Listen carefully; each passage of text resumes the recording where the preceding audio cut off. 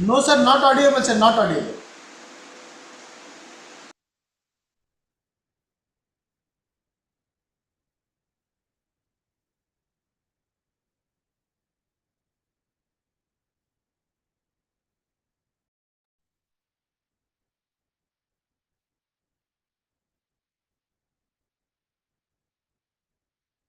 No sir, no, no, no. Sir, I think check your audio settings sir. Check your audio setting from right.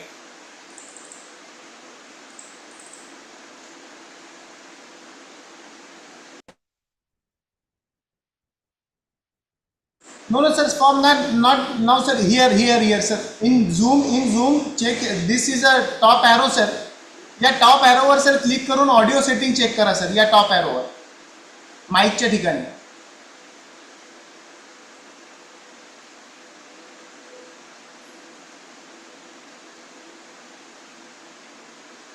नाही नाही sir, या खाली इथे जे आहे की नाही सर, खाली जिथे माईक दिसतो ना सर, आपला म्यूटचा ऑप्शन आहे, त्याच्या बाजूला एक टॉप त्रिकोण दिलेला आहे, त्याच्यावर क्लिक करू. हा त्याच्या बाजूला क्लिक करून सर, त्या बाजूला एक टॉप दिसतो की नाही, हा तिथे क्लिक करून ऑडिओ सेटिंग्समध्ये खालचा ऑप्शन आहे सर ऑडिओ सेटिंग. आणि हा इथं मायक्रोफोन जो आहे ना सर, डिफॉल्ट मायक्रोफोन जो आहे खालचा सर मायक्रोफोन, हा तिथे सिलेक्ट करा sir.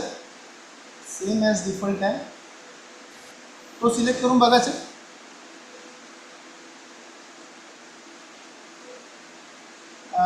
Sir, I think what we have to do, sir, you can log out and log in again, sir. I think.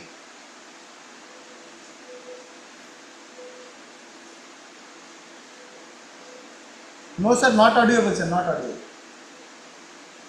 Just log out and sir, again log in, sir. I think.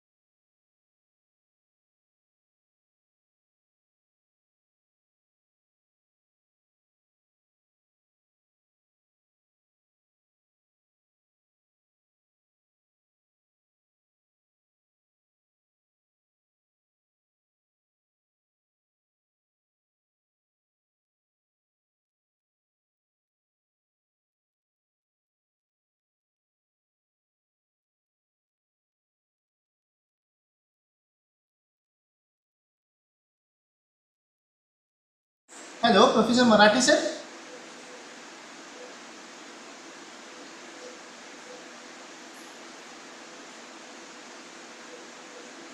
Hello, sir.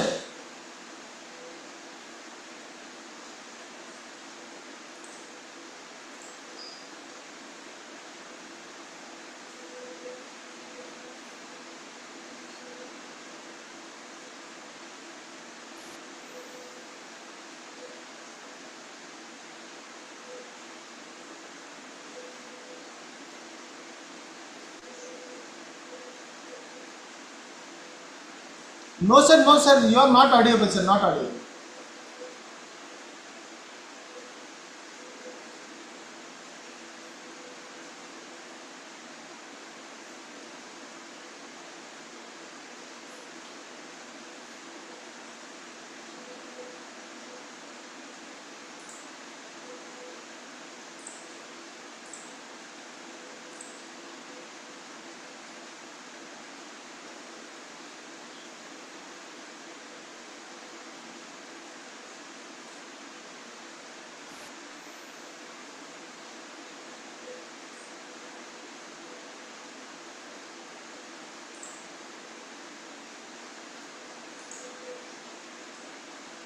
No, sir. You are not audible, sir. Not audible.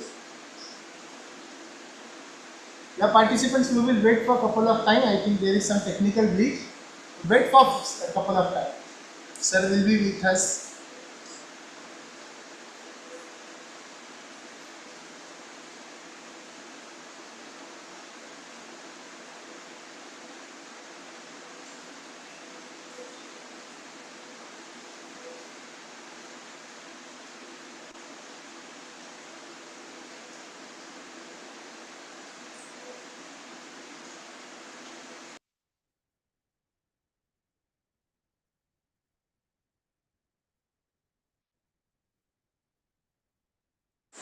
No, sir, no, no.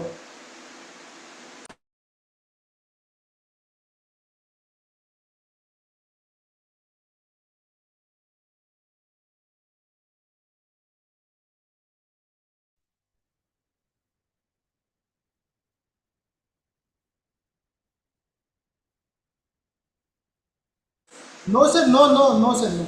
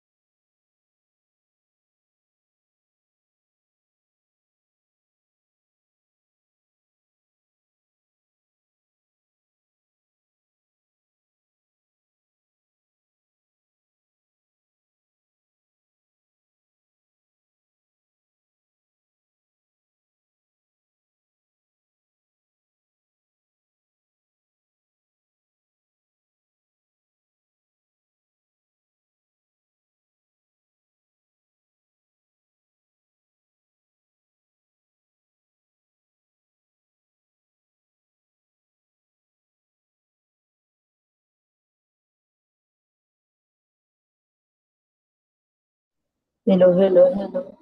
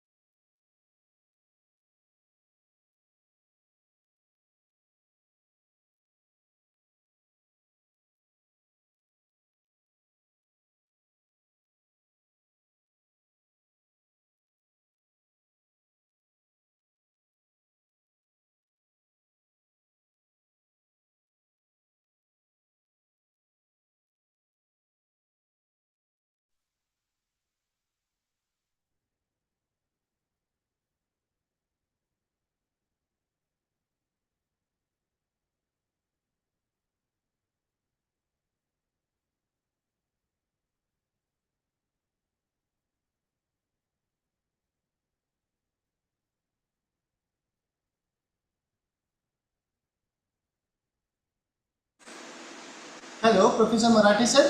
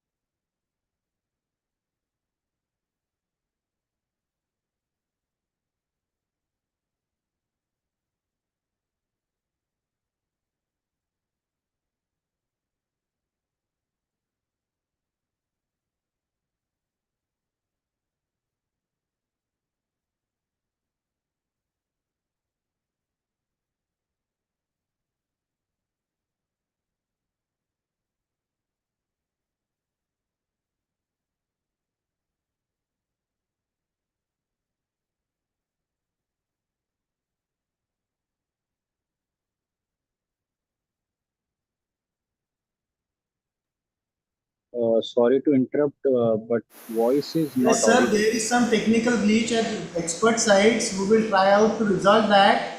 As soon as the technical glitch is resolved, we will start the session, sir. We are trying our best. Please wait for a couple of time. I am audible, sir. Hello, Yes. participant. Yes, I am Yes, audible. yes. Yes, Yeah. yes, sir. Okay.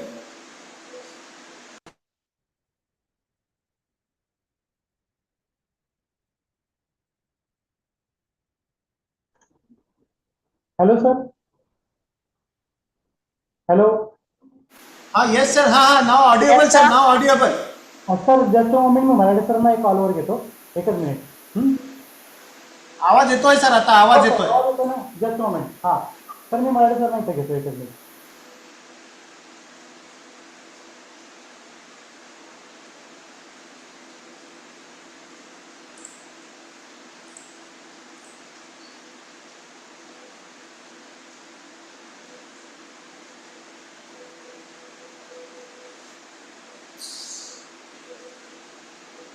हा sir.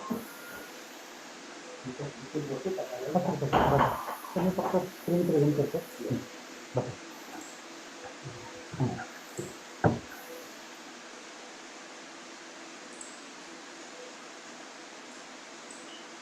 Sir screen दिसतोय.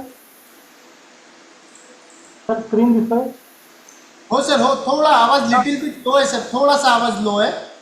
Okay. पण screen दिसतोय sir? Is it? Screen दिसतंय आणि आता आवाजही clear आहे sir. आता आवाजही ओके क्लिअर. ओके. मग मी काय करतो, व्हिडिओ बंद करतो, जेणेकरून हे दिसेल, आवाज चांगला येईल. ते बंद video. Should I start, Ankit? Yes, sir. Yes, please, sir. Please. Hello, sir. Am I audible? Yeah, sir. You are audible. Okay, thank you very much. At the outset, I express my sincere apology for delaying by a few minutes because of some technical, you can say, hitch. As you know, I am somewhere in Kochi, and from that place, I am trying to interact.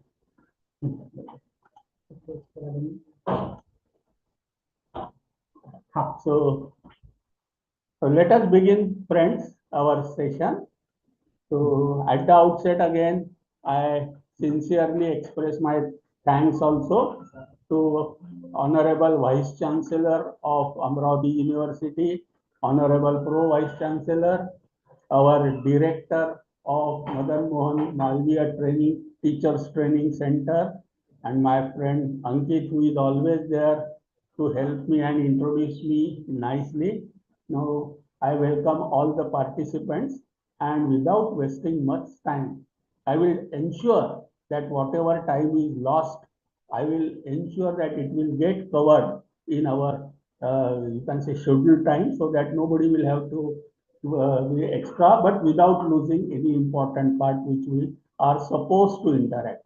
So friends, in our today's session, we will specifically see what reforms in higher education in light of National Education Policy 2020, we will be implementing it. Now our session will have generally 3 to 4 parts. First part, we will try to understand the background of NEP. Now why that background understanding is necessary? Because once we understand that background, then we will be able to appreciate the changes which are being brought through this policy statement. Friends, this national education policy is a evolved document, and its evolution process started in fact in 1987 itself, when our last education policy was implemented somewhere in 85-86.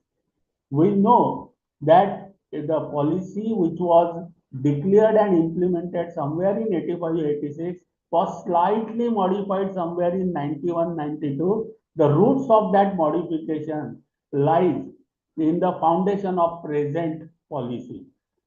The major thing which happened in 1987 was Washington Accord, and Washington Accord was about standardization of higher education and particularly engineering education through that is how the National Board of Accreditation and such accrediting agencies have come into picture. So global standardization of higher education in general and engineering in education in particular started in 1987. So that was the first change. You will find its footprints came into this policy also. And it was about standardization, benchmark, and quality to make equivalent degrees of one nation with other nation. Second thing, the change happened in somewhere 91, 92, when we as a country become the signatory of globalization document, what was known as GATT document or Dunkel proposal. That time, education also became a part of a service sector. Third change on which the global footprint we see in this policy was somewhere at the last part of our last century and dawn of this 21st century. And it was about the concept of sustainable development. So we know that Johannesburg Declaration came, Bonds Declaration came, and the concept of sustainability was accepted. And in Johannesburg, or more particularly in Bonds Declaration, the onus of sustainable development was given on the shoulders of education and particularly higher education. So these three major global events we will find are the footprints of these events we will find in national education policy. So before we understand national education policy document as in our first part, now our takeaway is the effect of Washington Accord in terms of quality, effect of GATT agreement in terms of flexibility and globalization, and effect of Bonn Declaration in terms of sustainable development and its onus on education. So once we understand these three important events, of course, fourth one was IT revolution too. So these events were responsible for overall evolution of national education policy. Somewhere draft was submitted in 2014-2015, and around 17-18 that draft was finalized, and ultimately the policy as a approved policy, Government of India declared it as National Education Policy 2020. Now, this policy is based on 5 pillars. We have to understand these 5 pillars because reforms and whatever academic reforms, including total reforms, including academic reforms, are based on these 5 pillars.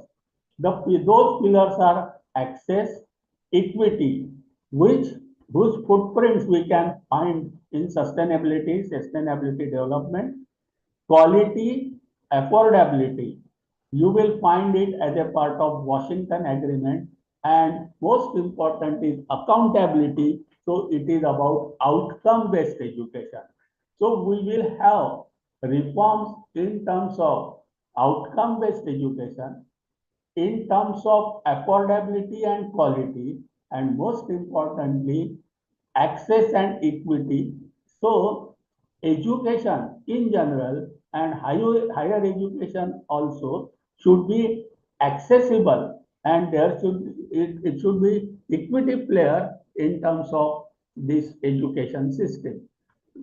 Overall policy is divided in 4 parts. Part 1 is school education.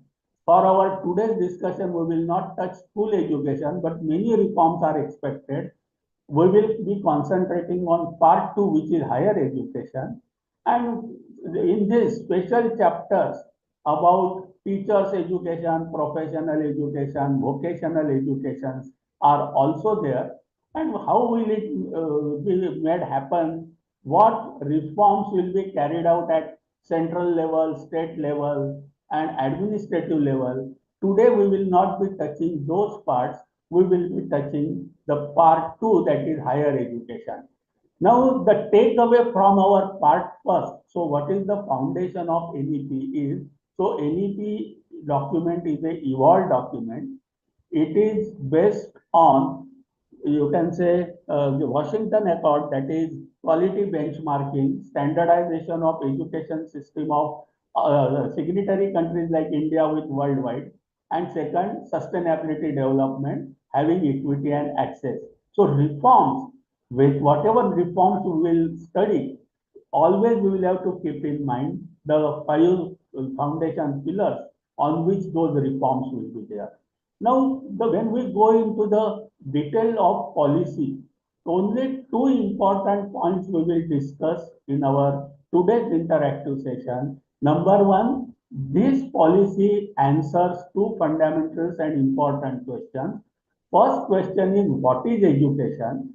I am talking about particularly now higher education. So what is education and what for education? This policy documents clearly gives the scope of higher education. You will find three important parts of the definition of what is education. Number one, to study one or more specialized areas of interest. Important word is areas of interest. So choices of the learner become important, and one part will be cognitive, that is knowledge domain, information and knowledge domain, which will be in a deep one. The student has to learn, study in deeper level as per the interest. So one part, that is knowledge or knowledge domain, cognitive domain. Second is to develop character, ethical, constitutional values, scientific temper, and creativity and spirit of service. So this is a affinitive domain, attitude, behavior, values, ethics.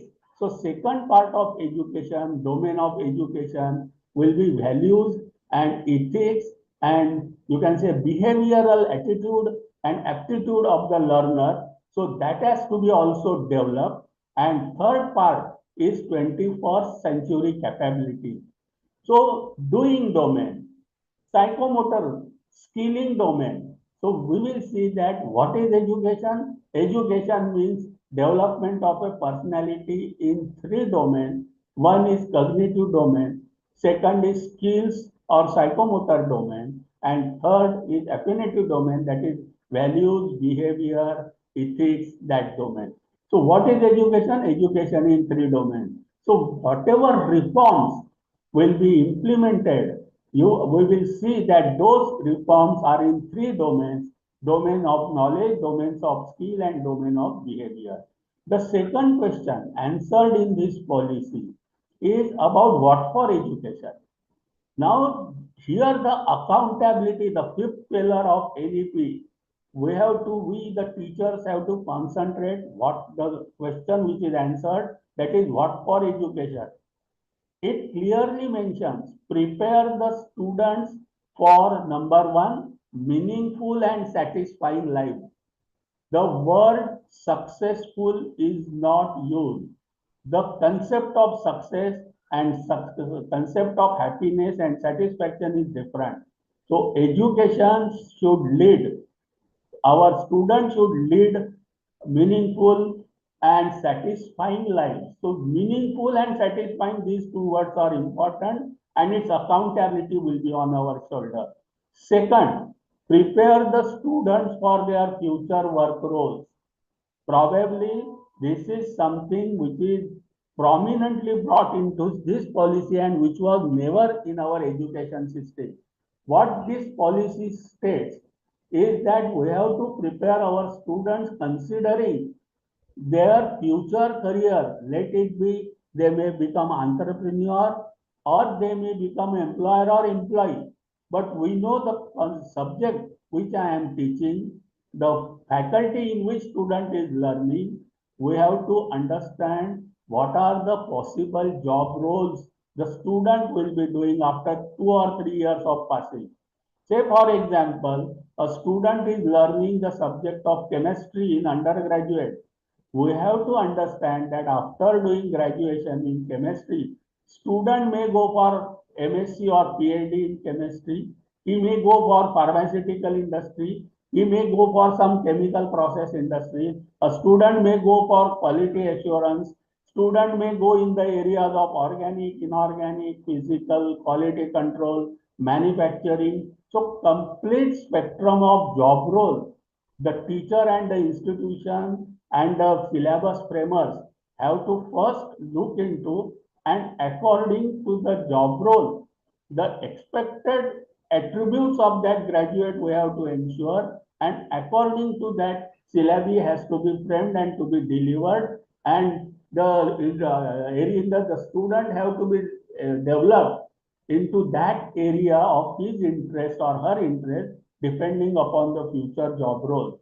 So this is the important second point which will have great impact on reforms which will come in academics in future.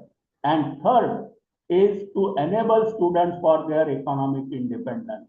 So the onus of preparing future, you can say professionals or graduates, our graduates in three areas: meaningful, satisfying life.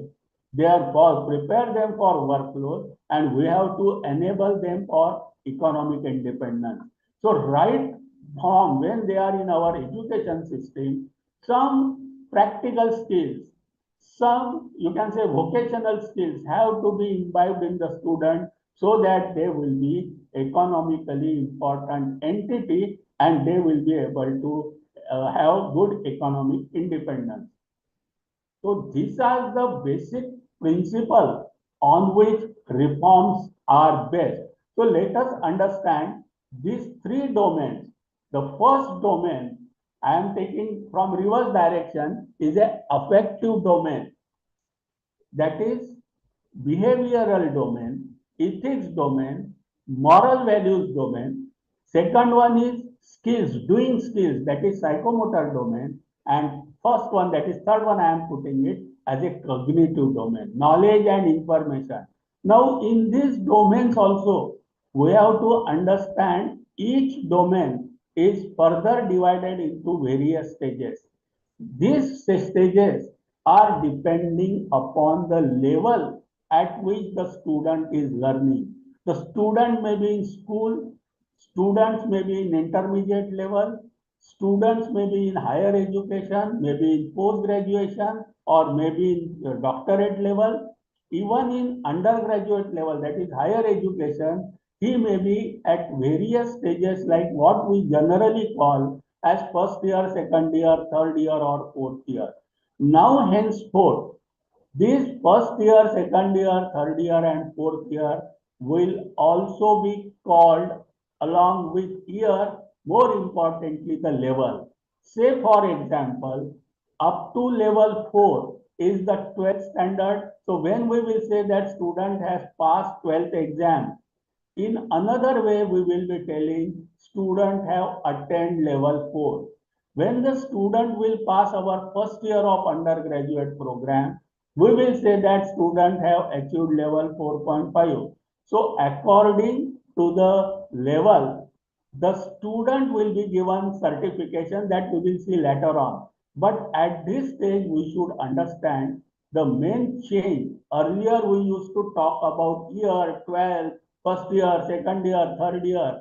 Now, along with those, we have to talk about level, and depending upon the level, at the stage at which student is learning, these steps of knowledge, comprehension, application, analysis, synthesis, and evaluation, these 6 steps of cognitive domain will change.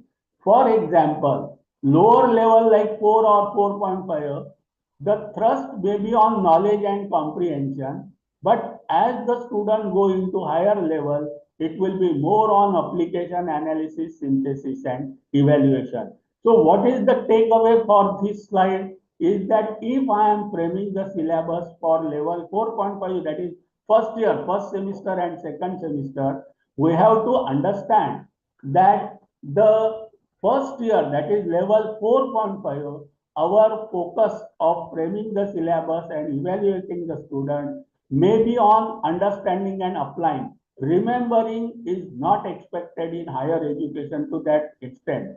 Is remembering not important? Definitely yes, but is it sufficient? No. Is it expected level? Answer is no. So please never ask such questions. State the law, state Newton's law, or state Archimedes principle. This is not expected in higher education. That is why our level, that is which is 4.5, will start from understanding. If I am framing the syllabus for level 6, that is first year of postgraduate, probably my more focus will be on analyzing, evaluating, and creating. So this is how the big reform is coming when we design the syllabus and deliver the syllabus. Second domain is psychomotor domain, doing and skilling. Now, this is in accordance with the what is the purpose of education, to prepare the student for their future job roles and make them economic independence. This domain, that is psychomotor domain or skilling domain, is given equal importance to knowledge domain. Up till now, our system was more towards knowledge and information domain, and we were preparing our students, and they were very strong as far as theoretical aspects of the knowledge were considered. But after implementation of NEP, along with theoretical knowledge, probably some length and breadth of theoretical knowledge may get reduced, but more component of psychomotor domain, that is doing and skilling, will done. Here also, you will find that there are 7 levels of psychomotor domain also. And when we talk about higher education, that is from level 4.5 to 8, obviously the stages of psychomotor domain, the lower levels like perception, go, set, go, we used to, for schooling, etc., or any competition, we always say get, set, go. So this get, set, go concept of doing is probably of lower stages. So up to schooling, up to level 4, or probably up to level 4.5, where students are expected to perform under guided response, under whatever is told to be done. Copy, duplicate, imitate, manipulate, operate, practice, repeat, try. When such type of, you can say, responses, guidance is given, when that is expected, it will be of lower level of psychomotor domain, and that is maximally expected for level 4.5, that is first year. It means if I am preparing some laboratory or experimentation for first year and for the same subject for third year or level 5.5, you will find the concept will be different. In first year, that is level 4.5, probably under the supervisor or teacher's guidance, students will perform and he will practice and become perfect. So we may call him as a skilled person if he is in first year. But if the same student for same subject is given practicals of higher level, 5.5 level, that time we will be given on complete overt response or adoption or organization. It means there it will be expected that the student perform automatically. He only with certain guidelines, the student is expected to perform with minor problem statement, and he will design that experiment and perform. Again, coming to some concrete example of level guided response to, you can say, complete overt response or adoption response. If some electrical Ohm's law experiment is given, it is of say first year or level 4.5, student will be given complete procedure, description of instruments. He will be told how to do the circuit diagram, and he will be asked to perform under guidance of supervisor, and he should master the procedure given. But similar experiment of electrical domain of physics is given at, you can say, level 5.5. That time few instruments will be kept, some wirings will be kept, and students will be given some problem statement, and he will have to assemble, he will have to find out solution instead of repeating or mastering the skills which is given. So a student from for level 4.5, we may say that he may be skilled worker, but when he comes to the level 5.5, he will be the supervisor, he will be the manager, and his expectation will be to meet the problem situation and find a solution through doing rather than repeating whatever is being told.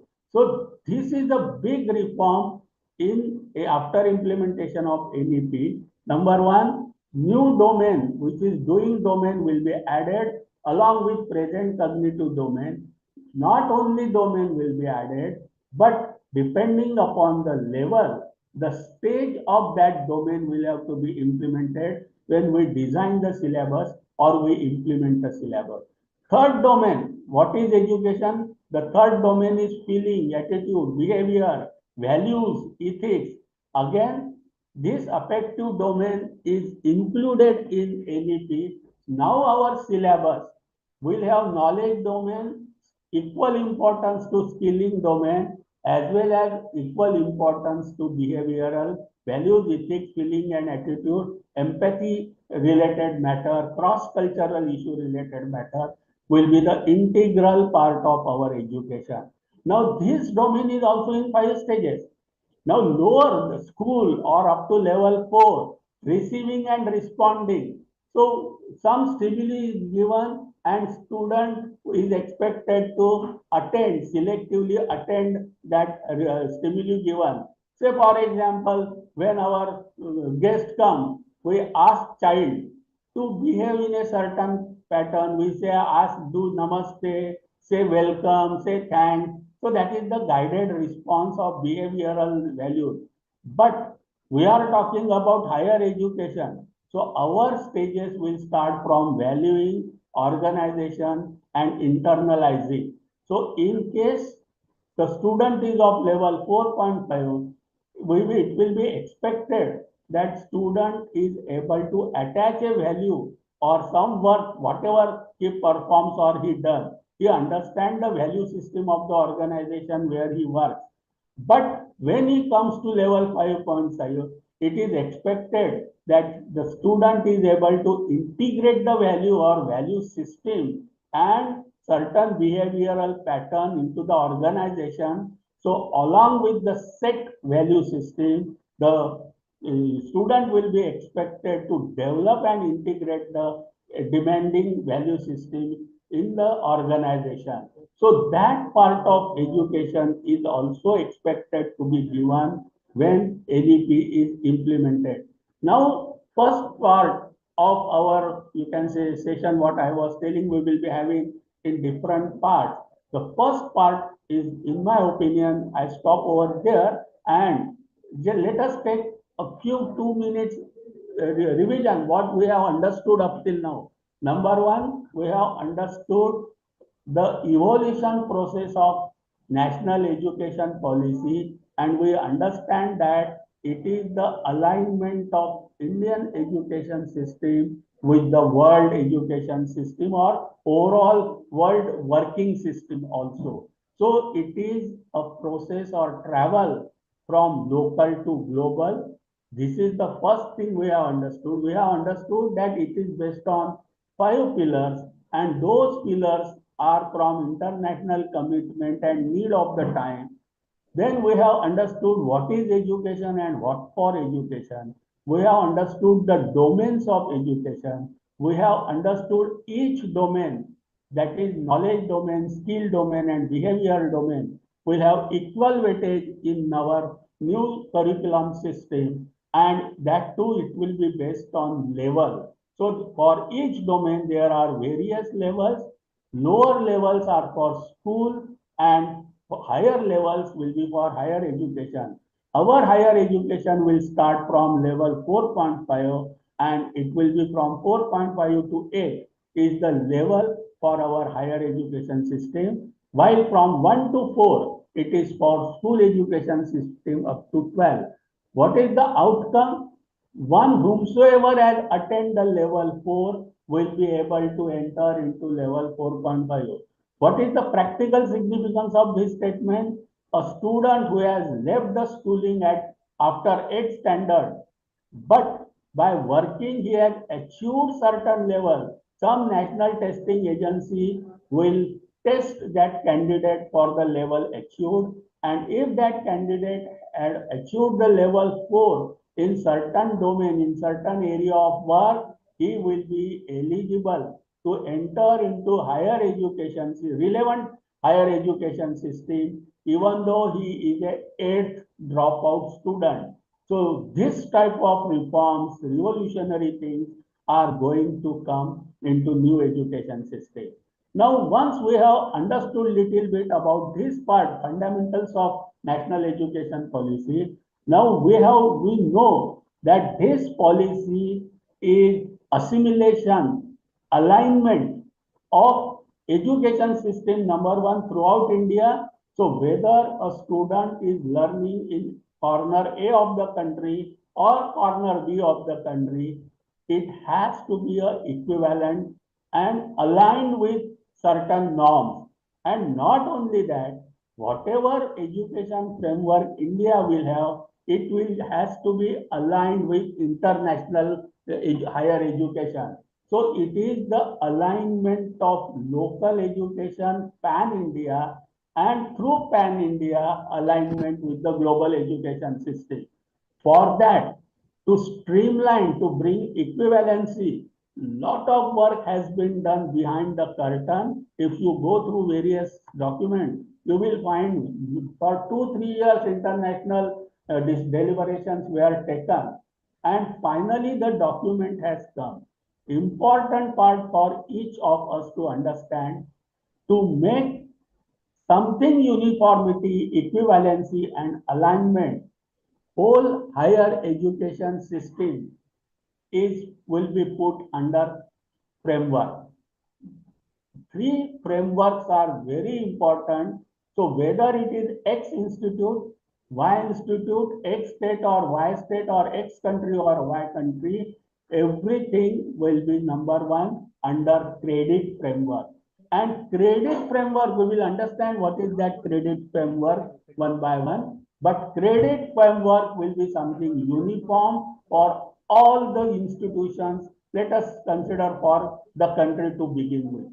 Second framework under which everybody of us will be operating after implementation is qualification framework. And third is learning outcome curriculum framework. Complete system will be going towards outcome-based education. So what is the common platform on which everybody of us will be operating, so that portability of credits, portability of students, portability of faculty, it will be made flexible and easy to enable that and to align everything in certain common uniform system. These 3 frameworks will be there. Let us understand in short one by one the framework. First is credit framework. Now the instrument which is, you can say, prepared, accepted and made public. Now you will find, let it be University Grants Commission, let it be All India Council for Technical Education, let it be any regularity of higher education in the country, including Ministry of Education, all have come on one platform and prepare a document. What does it mean? Whether it is professional education or UGC regulated education, all will be put under one common framework, and that common framework regarding credit is known as National Credit Framework. So let us understand the few fundamental concepts of this National Credit Framework.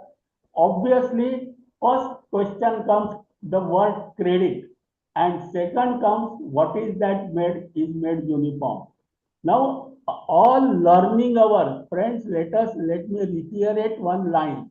In complete national education policy, the word learning is used, hardly at anywhere teaching is used. So number one, complete system, education system, particularly higher education system, is converted from teacher and teaching centric to learner and learning centric.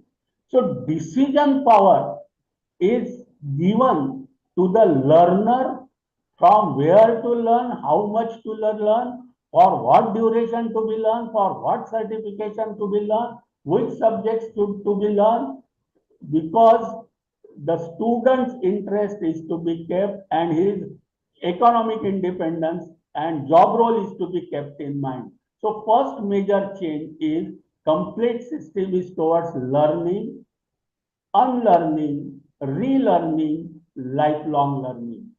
So our job, what is teaching? How to make students, how to learn.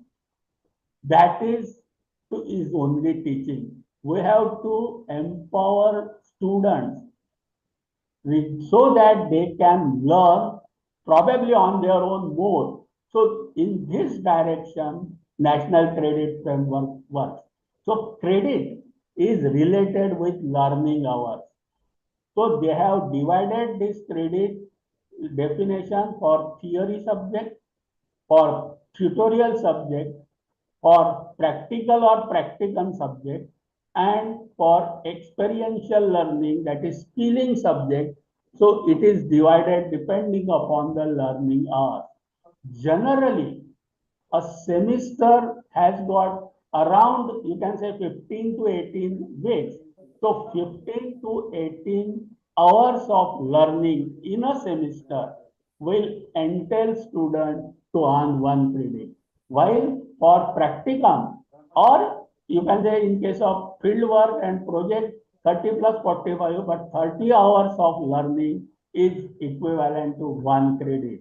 Now students will have to earn credit through undergoing certain learning hours and successfully completing the passing of those subjects. That is how the credit will come. Important part, the framework each of us should understand that throughout the country and internationally, minimum number of learning hours will be 1200, and 1200 learning hours of 1 year will entail students to earn minimum 40 credit. So 1200 learning hours per year is equivalent to earning of 40.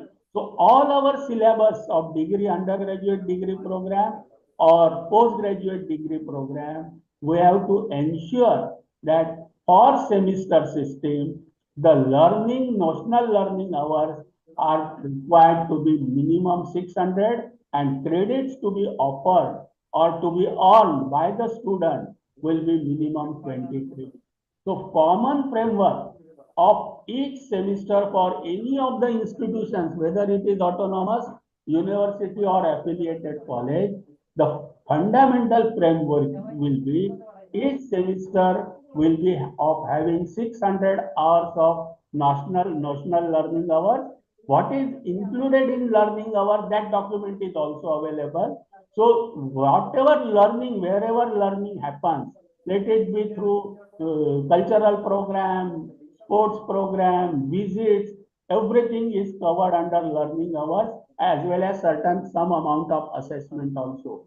So nutshell, every institution will have designed you can say syllabi for semester which will have minimum 600 hours of learning and minimum 20 credits. The student can earn more credit also, but minimum credits per semester to be earned are 20. So this is how the notional hours are there. So if in summarizing, for one semester, there will be minimum 600 learning hours, minimum 90 teaching days, minimum 15 to 18 weeks. So minimum per week will be 34 to 40 hours. So when we will frame the syllabi, everybody has to ensure that our weekly scheme of teaching learning should show minimum per week learning for student. It is not teacher's workload. It is students' learning should be around 34 to 40 for one semester. This is one important part of National Credit Framework. Now, from where the credits can be earned? So they had given the components and dimensions of learning also. Credits can be earned by completed academic education, what we have been doing for so many years together. Credits can be earned by undergoing vocational education, training and skill program, because vocation and skilling will be made mandatory after implementation of NEP, as well as credits can be earned by virtue of experiential learning, including relevant experience, proficiency, professional levels through any of the activity such as sports, cultural, participation in various co-curricular activities. There is nothing like extracurricular. The word extracurricular is deleted. Instead of that, now only and only co-curricular word will be used. Second feature, which we have to understand of national credit framework, is something very revolutionary and good thing, that is multi-entry, multi-exit higher education. The education is made as per learner-centric, you can say, requirement. Suppose some students cannot afford complete 3 years program, and the need is few credits or 1 year program a student can do. He has to go to the market to earn, again he has to come back to earn. So that type of flexibility will be implemented in NEP. What is that? The complete education of say 3 to 4 years of undergraduate is divided into level 4.5, level 5, level 5.5 and level 6. What does it mean? A student after achieving and attending level 4 will be allowed to enter in higher education system, that is level 4.5. Suppose after now level 4.5 will consist of one first year, that is 2 semesters, semester 1 and 2. Together, what we call it as first year will be also called as level 4.5. And this level 4.5, if the students earn minimum 40 credits and he want to exit from the program after doing internship or 4 credit skill course, the student who is taking exit from the education system will be awarded certificate. Or he can within 7 years come and to the level 5 and continue, or a first year student can enter into second year, that is level 4.5 completed, he will enter into level 5. Level 5 will consist of 4 semesters, semester 1 and 2 of level 4.5, and semester 3 and 4, that is 2 semesters of second year or 2 years of course. The student will, if he earns credit 80 and wants to leave, the student will have to undertake internship in the subject for which he has studied for semester, or 4 credit again skill course in that domain area, and student with minimum 80 credits plus internship or 4 credit skill course, if exit, can get diploma in that subject, or he can take diploma and go, or he can come into third year. A student who is leaving can re-enter into the system within 7 years. So that is how the flexibility is given for undergraduate as well as postgraduate education in the form of multi-entry, multi-exit higher education. Say for example, level 4.5 minimum credits 40, 20 plus 20, offered will be 44, required will be 40, minimum 2 semesters stay, additional 4 credits and certificate. This type of system will be there after implementation of NEP, and it is a welcome reform in our higher education which was not there before it. Now second framework is qualification framework. I told you, complete education, higher education system throughout the country is getting aligned, not only pan India, but getting aligned with international institutions also. So it is a travel of local to global, I repeat. So second framework, which we must understand because it will be applicable for every institution, is National Higher Education Qualification Framework. It is based on NSQF also. Earlier, before 2013-2014, India, in association with International Labour Organization and other world bodies, had come up with National Skills Qualification Framework. And NEP mentions that this NSQF, which is already in existence before this document was approved by government as a final policy, it is mentioned very clearly that NSQF will be further detailed and it will be made applicable for academic education. First, it was applicable for skill education, diploma, you can say ITIs like that. Now it was expected to be made applicable to our normal or university education, what we call it as higher education. And this document is now accepted, published. And when we say that NEP will be implemented, first, credit framework will be implemented, and second, NHEQF, National Higher Education Qualification Framework, will be implemented. So let us understand a few points about this qualification framework. First time in this document, in this instrument of implementation of NEP, the word qualification is very clearly defined. What do we mean by qualification? So, number one, the qualification means certain achievement of learning outcomes depending upon the level. So, friends, let us understand any qualification, let it be certificate, let it be diploma, let it be degree, let it be master's degree, let it be doctoral degree. The first and foremost thing which is to be done is the defining the outcome. Now those outcomes should reflect the attributes. When we say he is a certificate, you can say awardee. So it has to be very specifically mentioned what attributes are attached with that certification level. When we say he is a degree holder of certain university, certain attributes we have to ensure that when we issue that degree certificate, we are giving assurance, we are stamping to the society that the candidate has certain sets of attributes. Now that set of attributes, what they call it as graduate profile, what they call it as program outcome, they are uniform, whether it is X university or Y university, whether it is X university of our country or Y university of other country. That is how the uniformity is brought. So defining the attributes for a certain program is the first thing. And those attributes are to be based on well specified learning outcomes.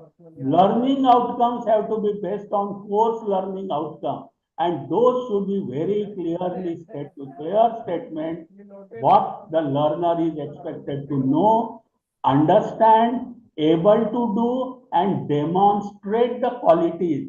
So we have to, you can say, impart the training on three accounts: expectations of knowledge, expected to know, ability to do, second domain, and demonstration of certain attribute, behavioral domain. So in these three domains, expected outcome for each level have to be first mentioned, and then syllabi has to be designed to meet those expectations. The assessment, evaluation, and examination is to be done to ensure that the candidate who is given certificate has achieved those qualities, and then only that level of certification will be given. So what are those qualifications, specifications? They are the general statements of achievement of learner. Depending upon the measurement of achievement of learner, the qualification certificates will be awarded. And when these qualification certificates are stacked in a proper way, then we call it as a qualification framework. So this stacking or structuring will be observed from lowest to higher. So lower will be certificate, above that diploma, then degree, then master's degree and doctoral degree. So complete qualification system will be based on certain qualification specifications, which are the statements based on the learning outcome. And learning outcomes have to be in three domains, and they should be mapped with the attribute expected or program outcome. This is how the structuring of qualification will be done. So when we set the syllabus, when I deliver the syllabus, or when I assess my student, I have to keep in mind whether student is of certificate level, whether he is, that is first year or 4.5, whether he is of diploma, that is level 5 or second year, or whether he is degree, that is level year 3 or level 5 or fourth year level 5.5. So depending upon level, depending upon the qualification, depending upon the statement specifications for that qualification, depending upon the expected learning outcome and attributes expected, I have to design, deliver and examine the student. So this is what every teacher will have to keep in mind when NEP in totality will be implemented. So it will be now a competency-based education and training. It will be a outcome-based learning. And these are the important constituents of qualification framework.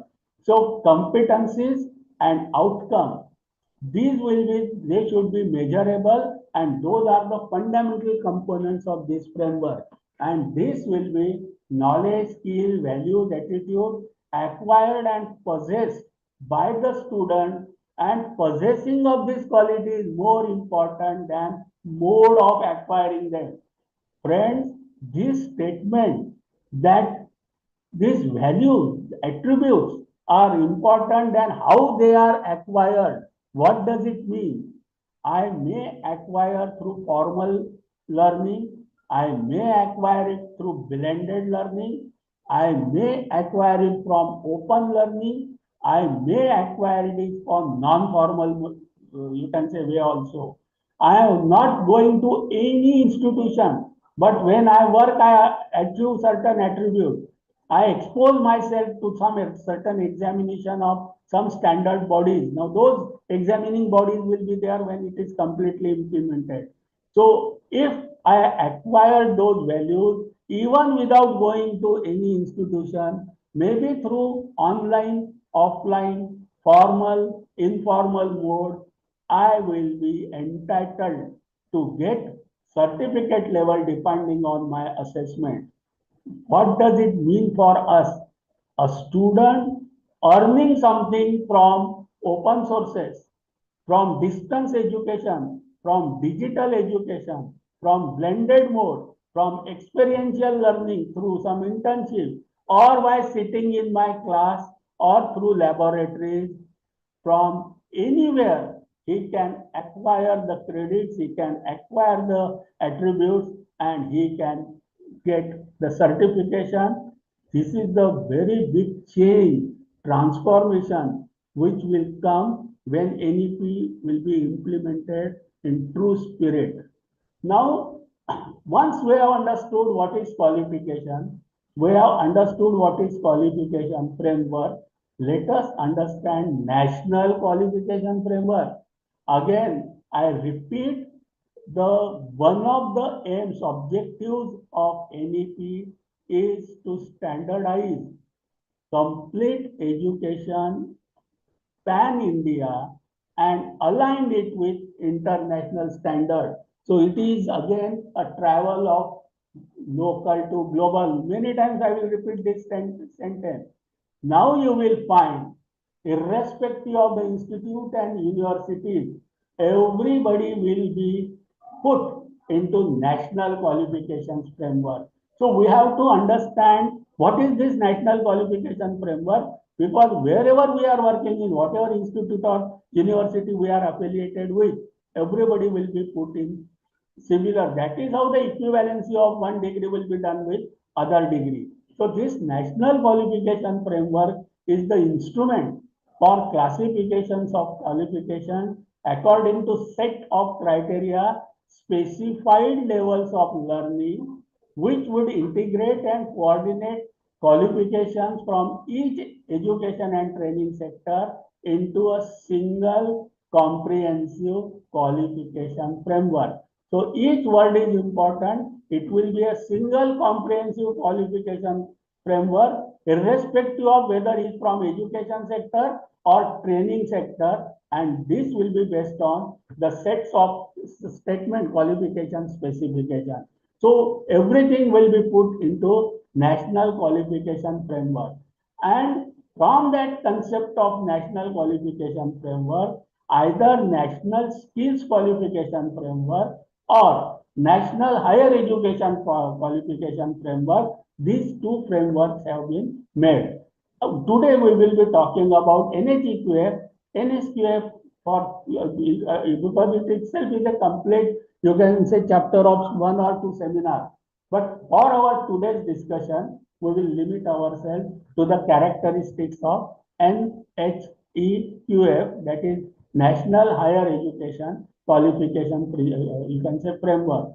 The fundamental premise of this NHQF is that whatever certifications or qualification, maybe certificate, diploma or degree, whatever are awarded, they will be based on demonstrated achievement of learning outcome. This is the most important part. Friends, now we conduct certain program, we issue certificate. Many of the institutions, maybe certain unorganized sector or certain even in organized sector, they run certain certificate courses, 1 year certificate, 2 year diploma. So different type of certifications are available throughout the country in each area of, in each state.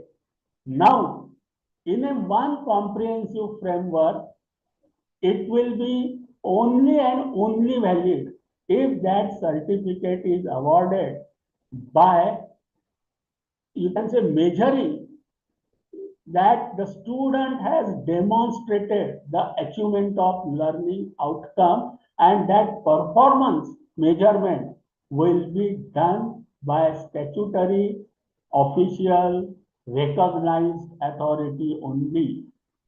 Any certificate, any diploma which is issued by any agency will not be considered as equivalent. Those certifications will not carry any credit or weightage.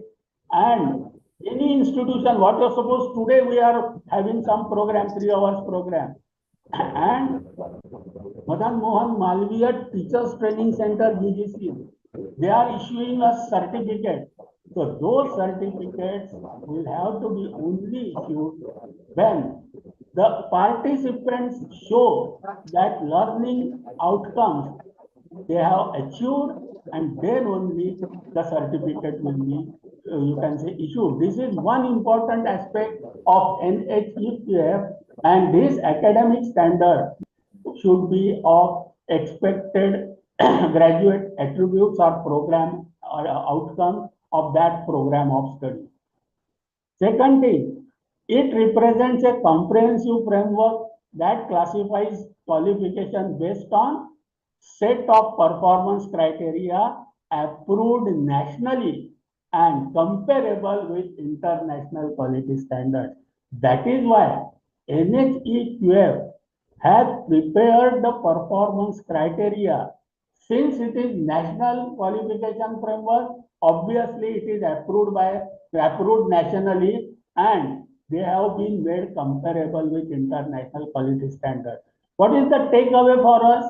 Whatever set of, you can say, performance we take for, say, seminars, for projects, even for internship, to begin with, till the ball is set, probably everything will be accepted, but slowly we will find that performance criteria, its measurement, and you can say all ways of measuring the performance.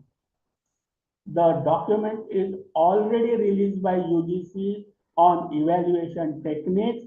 those will have to be accepted and imbibed in our system. So this is the big change in our assessment part which will come. Our present way of assessment will be done away.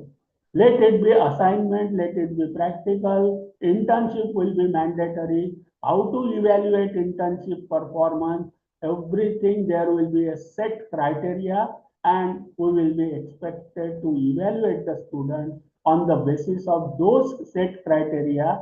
So our evaluation, assessment and examination system will change a big, you can say, reforms once NEP is completely set.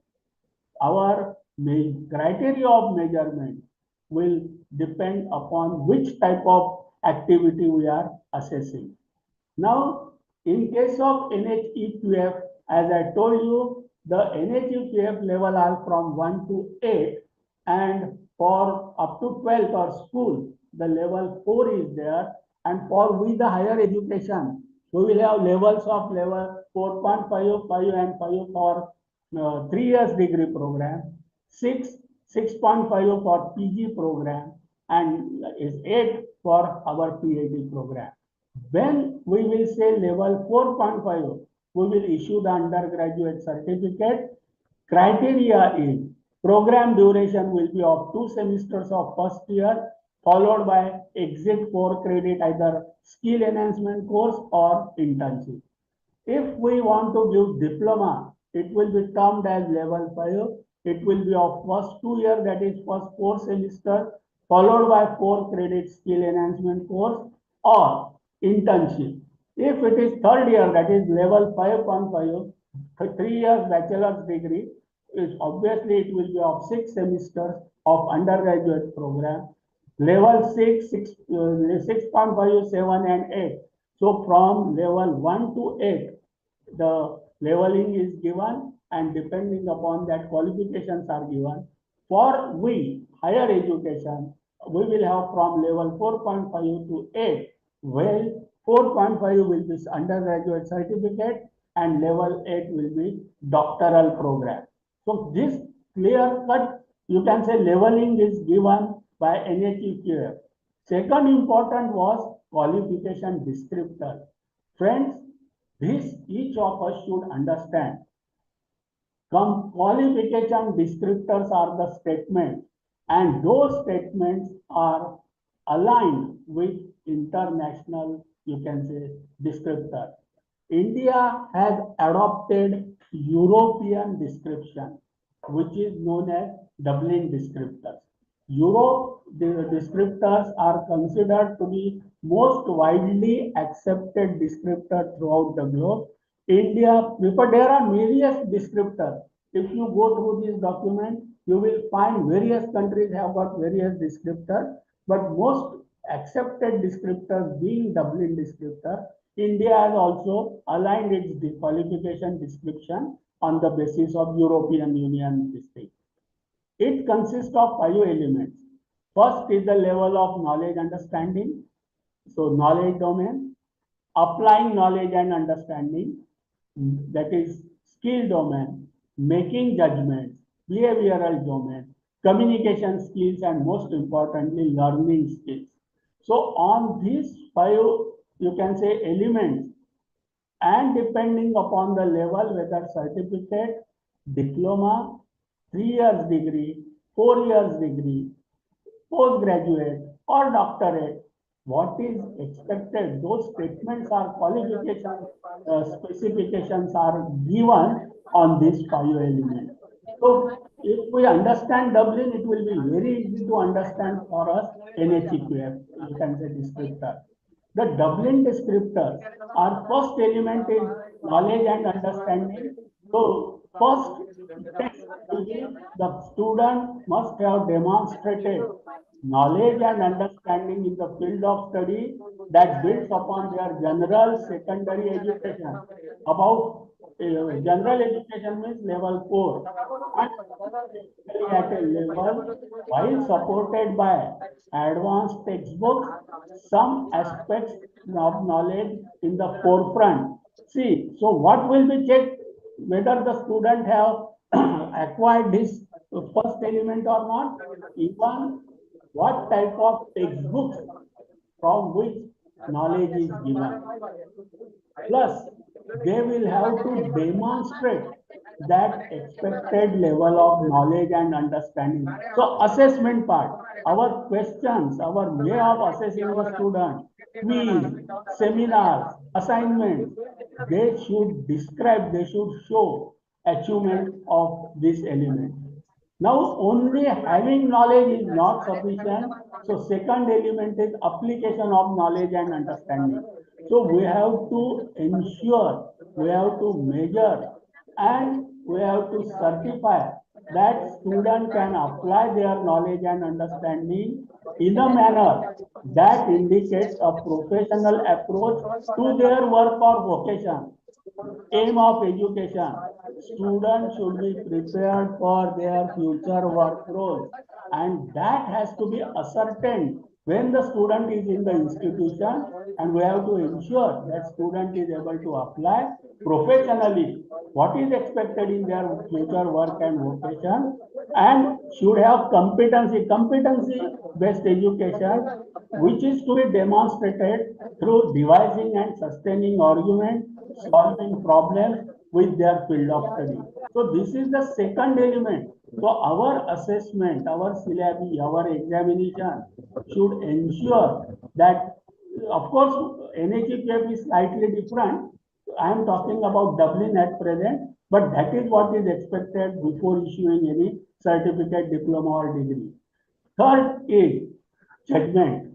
What is expected is that the you can say the certificate, degree, diploma will be awarded to those students who have demonstrated the ability to gather and interpret relevant data within their field of study, whatever subject they have chosen. They are able to inform judgment that include restriction on relevant social, scientific, or ethical issues.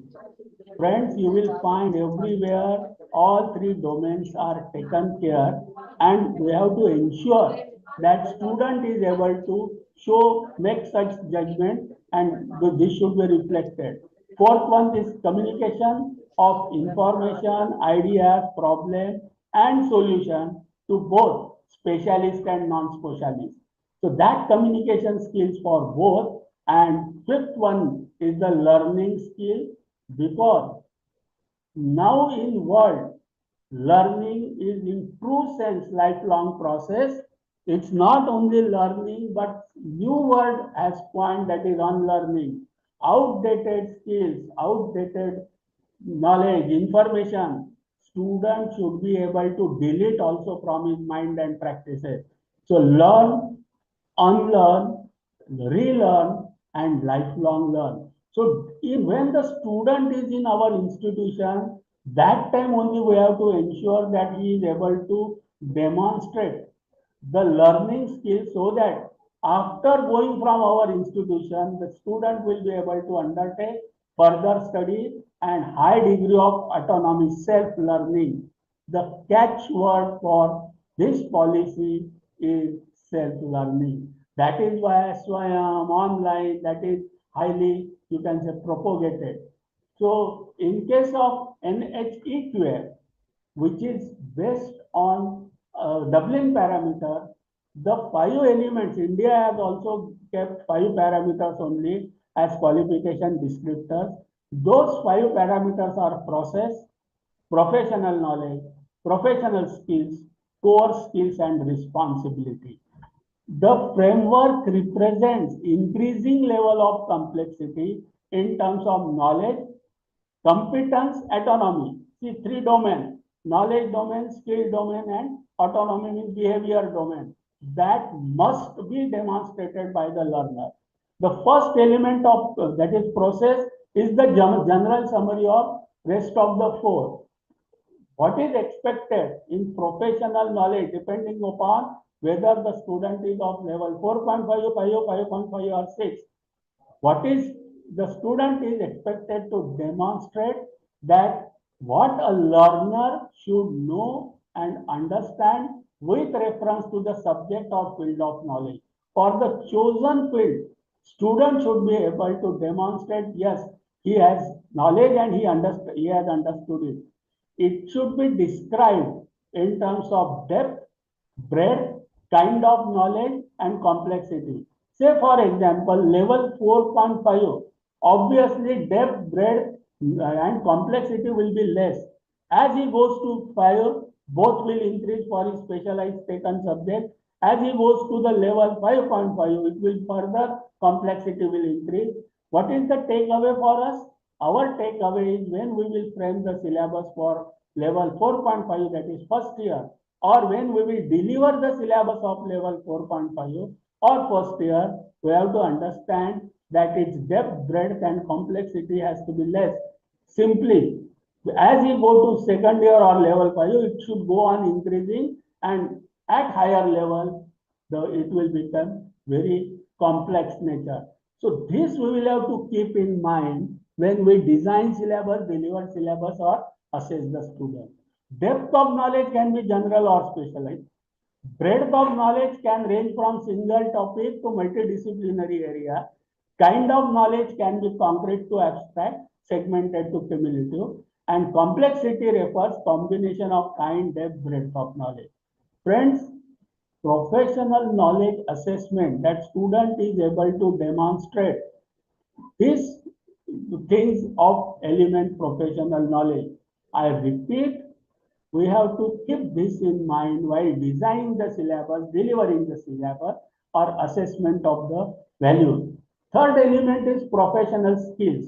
What is the expected? What a learner should be able to do. See, professional knowledge was knowledge domain. Now skill is a second important domain, psychomotor domain, doing domain, skilling domain. So for that, we have to assess and ensure that student demonstrate that he is able to do what? Cognitive and creative skills in the use of intuitive, logical and critical thinking. We are in higher education. If we see the stages of knowledge and skill, you will find these are on higher stages. They are not for school level. So we have to ensure that student is able to demonstrate the use of cognitive creative skills, communication skills involving written, oral, literacy, numeracy, computing skills, interpersonal skills. See, when skills was domain, now personal skill is a behavioral domain, attitude domain. That is generic skills that a learner should possess to perform a task or a job competently, productively, independently, and also as a part of team. So even though it looks like a certain statement given to us, but convert it into practice when we have to implement what type of reform in designing of our practical, designing of our present project system, designing of our assessment, see what type of changes will be there when the skill component declaration is to be given that yes, student has attained the skill. So our method of assessment will have various parameters, and we will have to ensure when we will give certain degree or diploma or degree that see this is how we have assessed, all parameters are taken care of and student have performed. Now we declare that the student has achieved those attributes. Next is core skills. The core skills are basic skills for use of methods, material, tool, instrument used for performing job, including information technology, IT skills needed for a given level of study and work. So these core skills of level 4.5 will be different than core skills of 5.5. So this again we will have to keep and we have to ensure that we measure that skills and we ensure that the learner has demonstrated the skill. This fifth element is again very important and probably a bit difficult for us to design, deliver and measure. What does this fifth element talks about? it talks about responsibility that learner can be entrusted on his own, or the degree of supervision which is required for doing a job, or degree of supervision a person is capable of exercising over others. That is the level at which learner will supervise others. Say for example, at level 4.5, he is a skilled worker. Probably he has to work under some supervisor. So that time he will be responsible for his own work as well as receipt of instructions for supervisor. If he is of level 5 or then he is a supervisor level, in that case somebody will be under that. So he will be under manager as well as he will you can say that candidate will be a boss or a worker, skilled worker, but working under a manager. So expected that he will be responsible for his work as well as his skilled workers' work. Suppose in bank, junior clerk, senior clerk, manager. So junior clerk will be level 4.5, senior clerk may be of level 5, but manager will be of level 5.5. So their responsibility will change, and that has to be demonstrated while learning in the institution. And what does it determine? It determines the nature of working relationship, level of responsibility for self and others, managing the change, and accountability for action. So this is what we have to, you can say, ensure from the our students. This is how we have to devise. Next framework is learning outcome based curriculum framework. After this, we will take a break for 10 minutes because continual 3 hours will be very difficult for you people. So I fully understand it. So let us understand the fundamentals of this framework, that is LOCF, what is called is a learning outcome based curriculum framework, and we will continue with LOCF after break of say 10 minutes. Just I will introduce you this and we will stop for 10 minutes. This learning outcome descriptors for higher education are for all the 3 domains. So for each of the domain, that is cognitive domain, learning outcome descriptors have to be given. For skill domain, it has to be given, and for third affective domain also it has to be given. So third framework under which every institution of the country will be working, which is in alignment with international institutions. This is the third framework. First was credit framework. Second was qualification framework. And this is outcome based, that is learning outcome descriptors. So this third framework will be for 3 domains. So I think we should stop for 10 minutes. Is it okay? I think we should stop for 10 minutes. Dear participants, madam? Yes, sir. Yes, sir. Yes, sir. Sir, yes. 10 minutes break will be all right? Yes, Yes, sir. sir. Okay, sir. Okay, thank you. So let us, then we will continue. Thank you.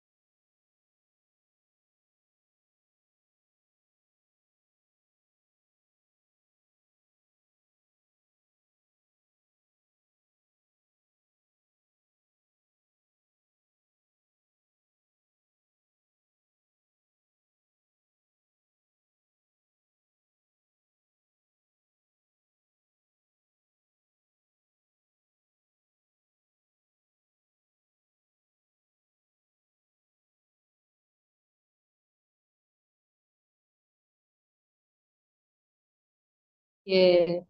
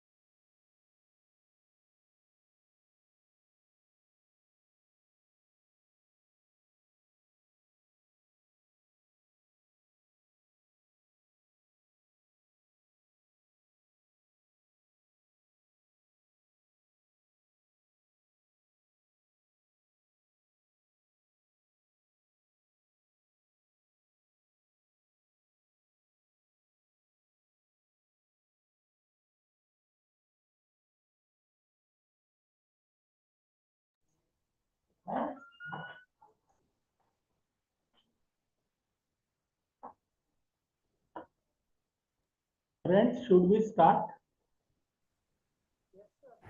Yes, sir.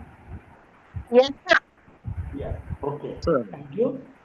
So we will keep 15 minutes for question answer, and till 5:45 we will continue our session. So just recap for within 2-3 minutes. We have understood the evolution of the document National Education Policy 2020, and we have seen there are main international events and agreements such as Washington Accord, globalization policy, then sustainable development world commitment, that and information technology revolution. These four big events have are the, you can say, reasons for evolution of National Education Policy 2020.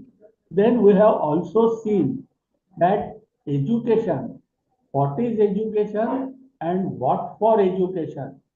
These two things are very clearly specified in this document, and NEP is based on 5 pillars. Now, out of these 5 pillars, some are based on Washington Accord, like NEP. Some are based on, you can say, sustainable development, equity, and access.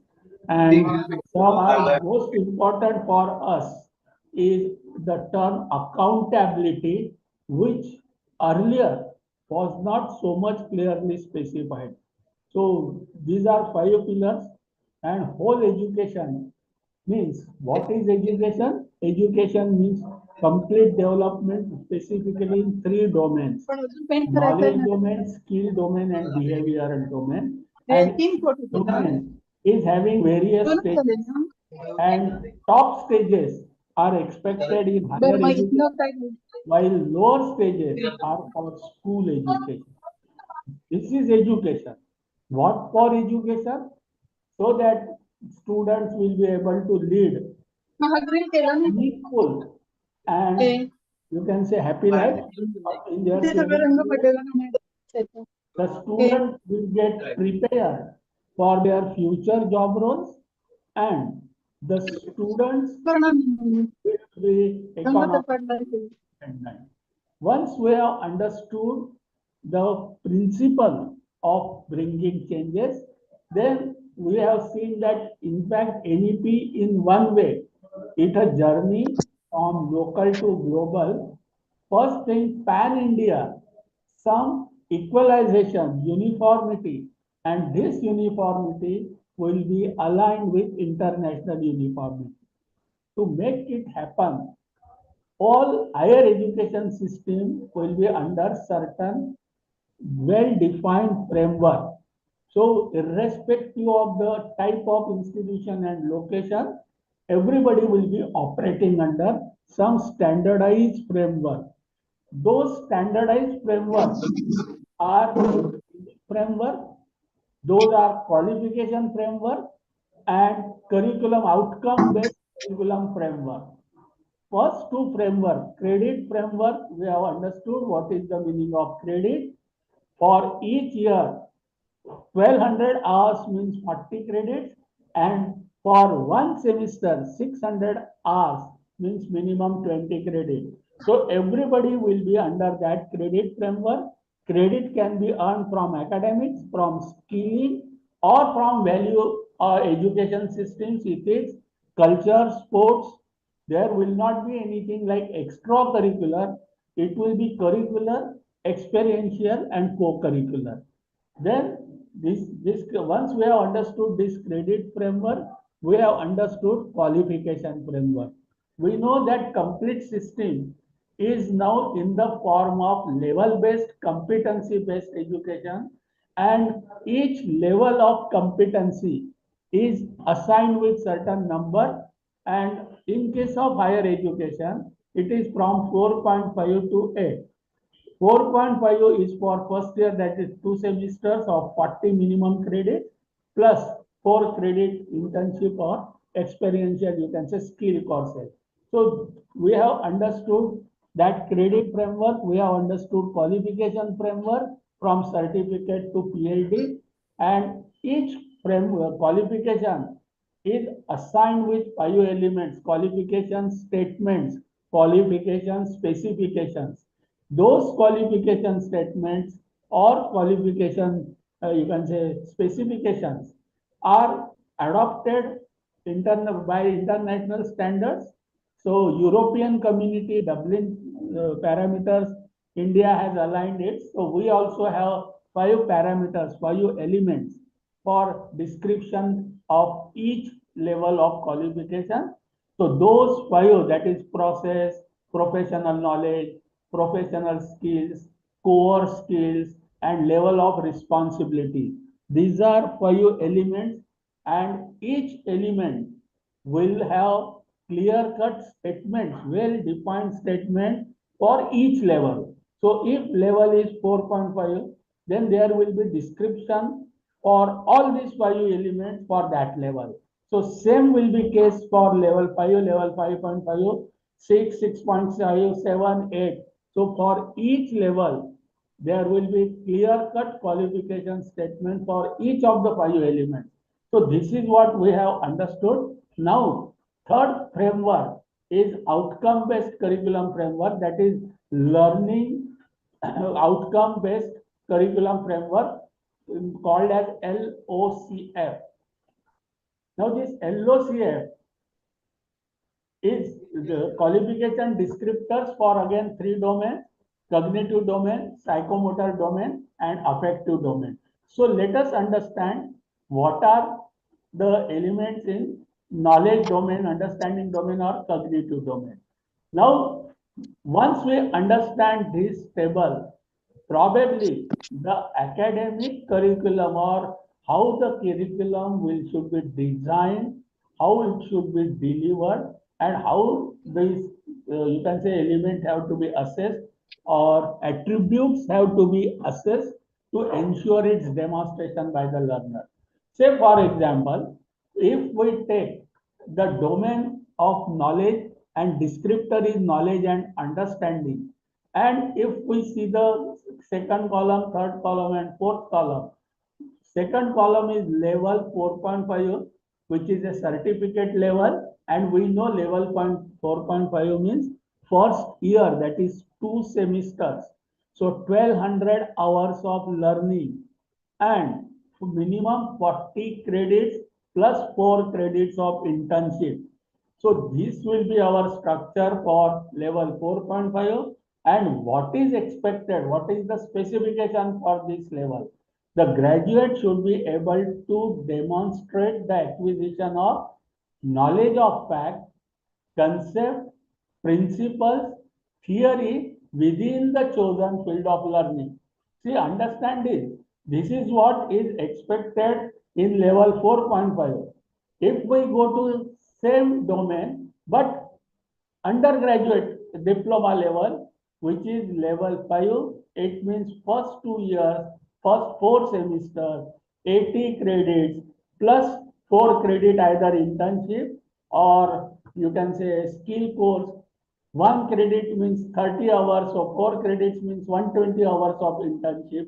If we see that if some student wants to leave, exit, and we want to issue diploma, what we have to ensure? That student should be able to demonstrate, you can say, the deeper knowledge. Second point you can say.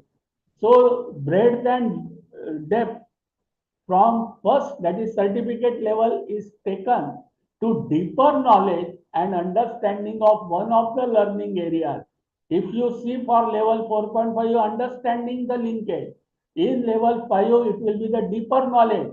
So when we will set the syllabus for second year, or when we will deliver the syllabus of second year, or when we will assess the student of second year, we have to ensure our syllabi, our delivery, and our assessment should ensure that we are the learner is demonstrating the deeper knowledge. Instead of that, if it comes to third year, that is level 5.5, domain is same, but he is now degree level student, that is third year student. It means the student will be learning, having 1200 plus 1200 plus 1200, that is 3600 hours of learning. 40 plus 40 plus 40, that is minimum 120 credits, plus internship or skill courses. If student is of that level, what is expected in knowledge domain? Earlier it was only knowledge of fact and concept. Now here comprehensive knowledge, understanding the theory, knowledge of current emerging issues. So you will find that complexity in knowledge domain also increases as the level goes from 4.5 to level 5.5. What is the takeaway for us? We have to ensure, if we are preparing syllabi for which level, first year, second year, third year, 4.5, 5 or 5.5, for any subject, according to the level, this complexity will vary.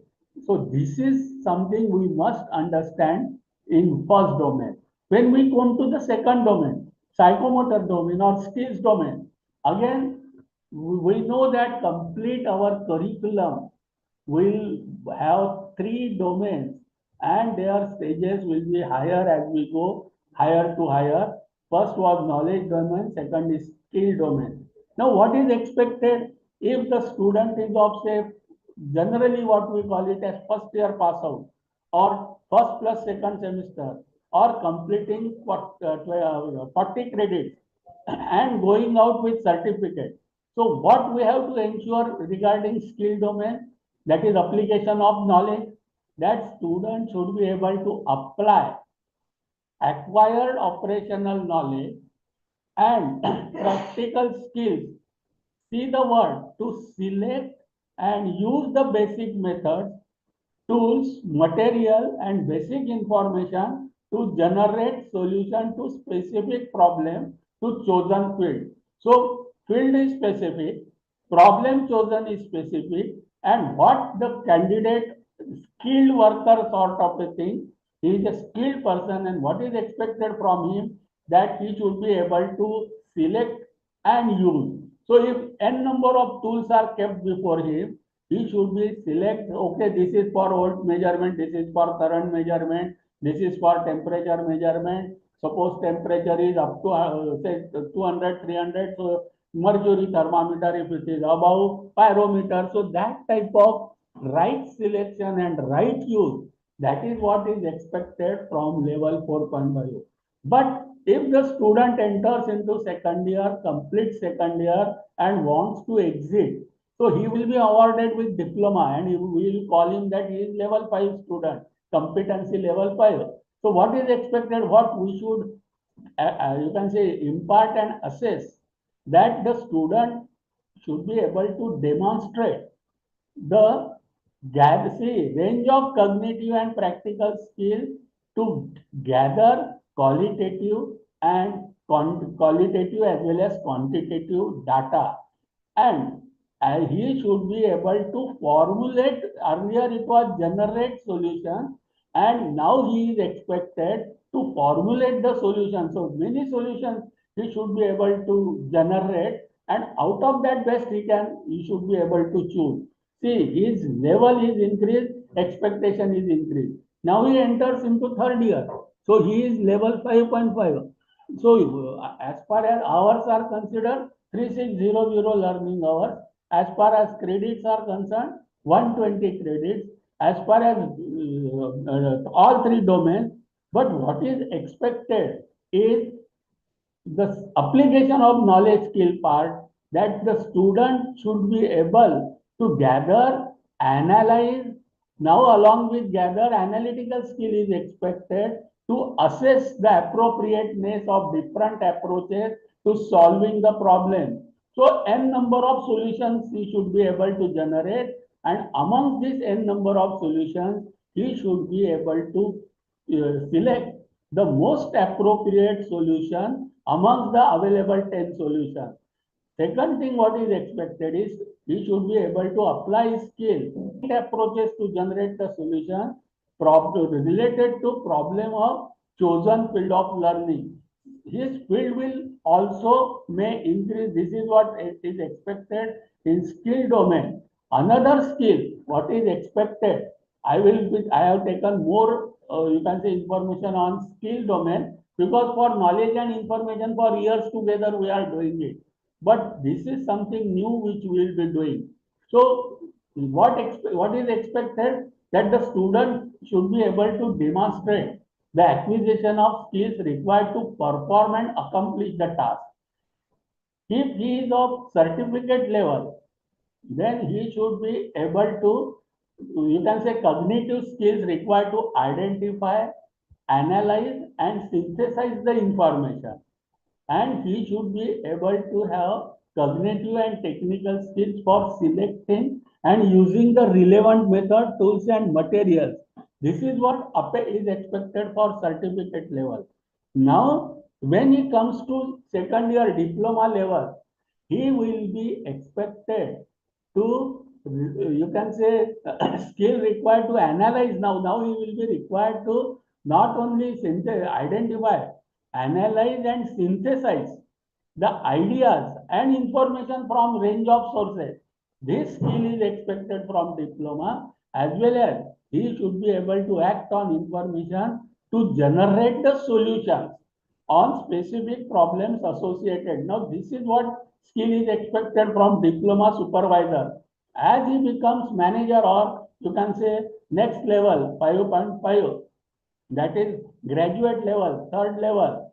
Now he will be able, he should be able to perform and accomplish complex tasks.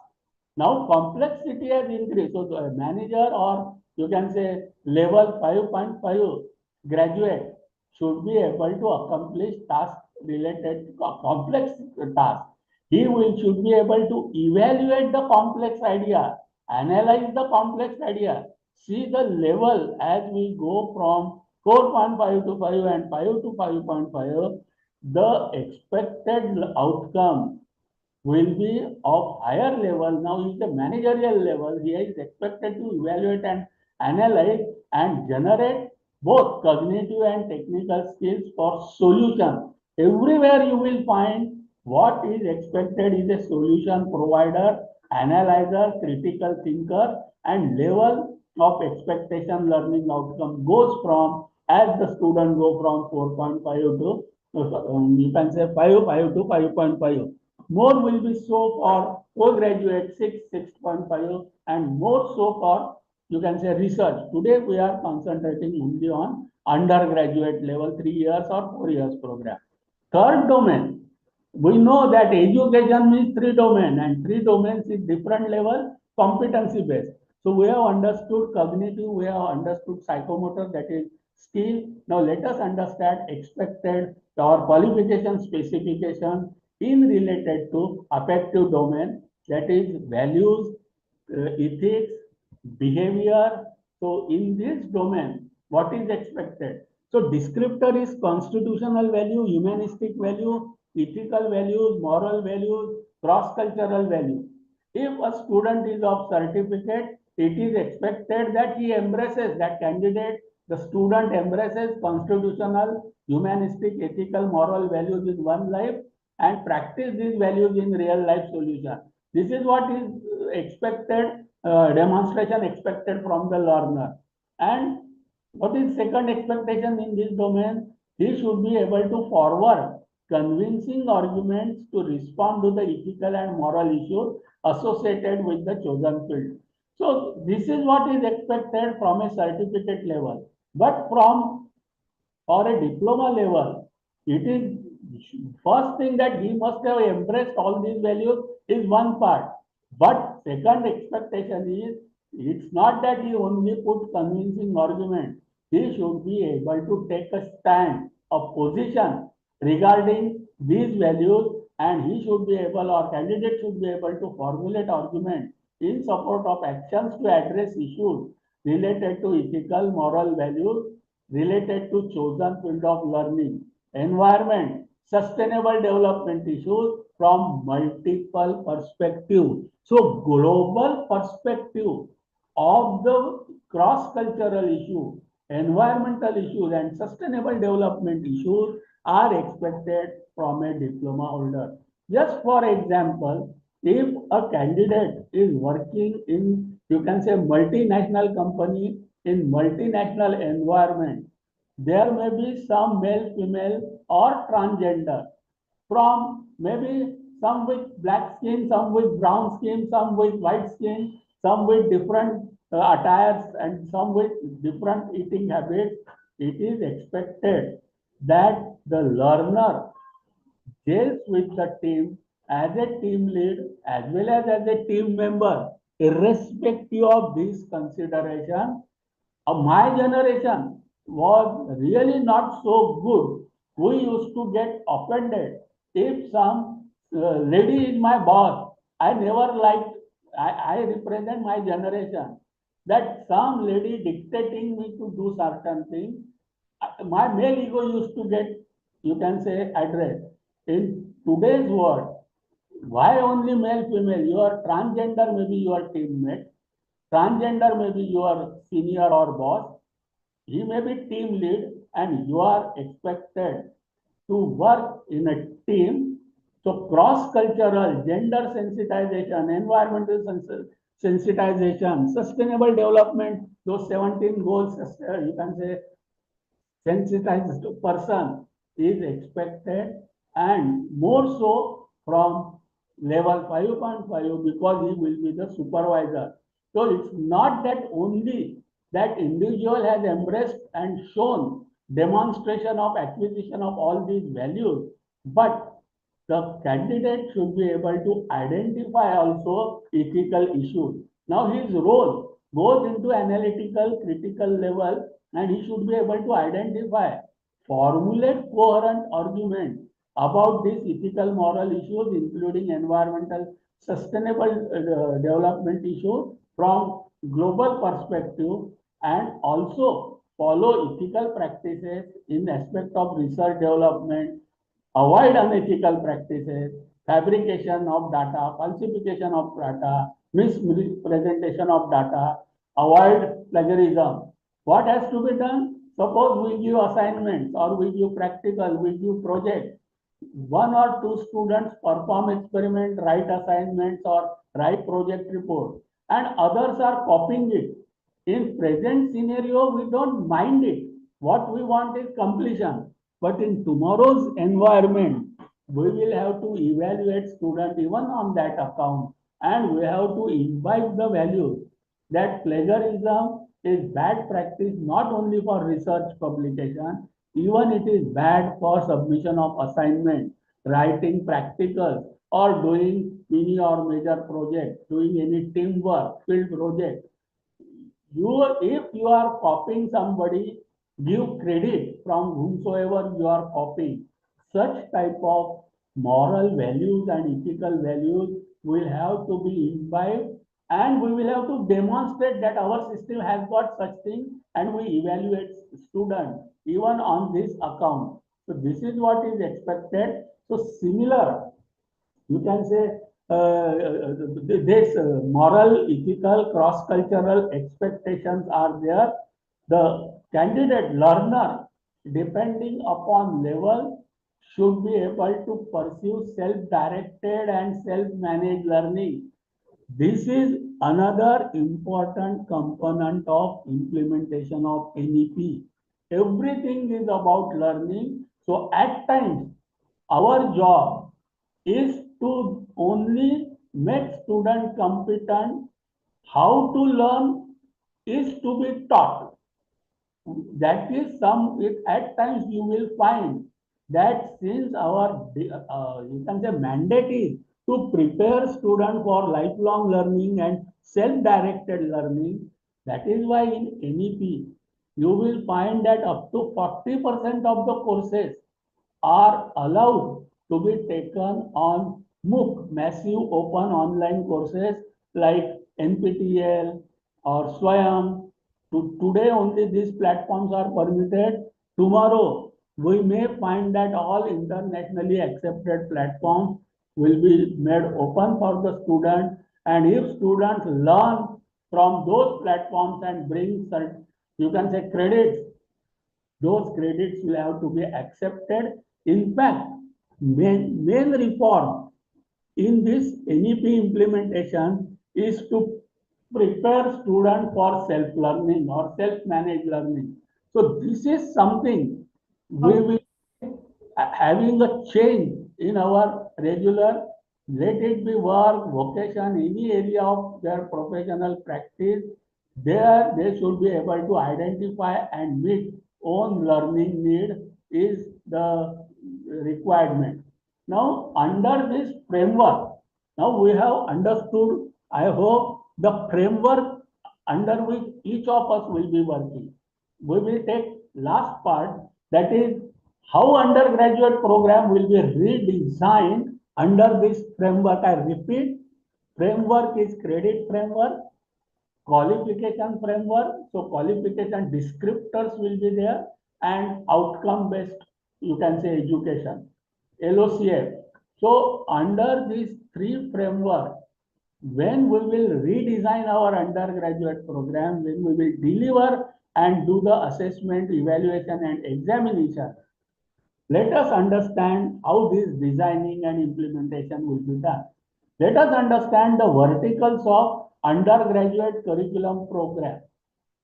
Now, this is something which is a standardized format aligned with international system. I repeat, X institute of Y state or Y institute of Z state, they will be operating under three frameworks, and they will have these verticals in their curriculum, whether it is design, delivery or assessment. What are those verticals under which every program will be there? Number one, multidisciplinary, monodisciplinary or interdisciplinary program. So our program either can be multidisciplinary program or monodisciplinary program or interdisciplinary program. So we have to choose either or some of combinations of this program. What do we mean by monodiscipline, multidiscipline and you can say interdiscipline? Say for example, I am doing BSc in physics. My BSc is in physics, so it is a monodiscipline program. If I am doing BSc with physics as one of the subjects, with other subjects are there, it becomes a multidisciplinary program. And if I opt for a program, physics electronics, physics tronics, something like that, which is a combination of mechatronics or chematronics, that type of program, then it is, you can say, interdisciplinary program. Two disciplines are made. So first thing, one has to decide whether it is monodiscipline, multidiscipline or interdisciplinary. If I choose multidisciplinary course, for multidisciplinary course, the verticals of our NEP or UG program will be major and minor courses, ability enhancement courses, language, communication skills, environmental skills, life skills, Indian knowledge system mandatory, which is new course, which was not earlier, but now has brought. Many times people feel that are we reversing the clock? Are we taking our students to some 1,000 years back because we are trying to teach them something which is traditional knowledge? Friends, understand it is not like that. It is in fact taking the, you can say, our clock much forward. The concept of IKS is in sustainable development. World accepted 17 goals, and it is found that Earth is there for thousands of years, but it was never built, and technology and other development is a continuous process. It is not that now development has started. Development is a continuous process. Since inception of this Earth, development has started. But in last 2 centuries, the situation, our common future, that was the heading that report in 1987 by the Prime Minister of Norway, was the chairperson of that committee. And our common future has observed that in last 2 centuries, suddenly conditions are reached comes because of climate change and other conditions. The problem is whether Earth will survive or not. Then everybody thought for years to thousands of years, such question did not come. Why now? Everybody, all have accepted that, okay, search our own traditional knowledge and just check if something for tomorrow's knowledge is some useful is available with us or not. So we have to study IKS from that perspective. We are not expected to learn which is outdated thing of our traditional thing. We are not taking students to back it. We are taking them to forward, but we are searching if something useful for tomorrow is also there, which is sustainable. From that perspective, the syllabus is to be made. So there will be two courses of IKS. One will be generic, general science, general mathematics, general culture, 64 arts if they are from art.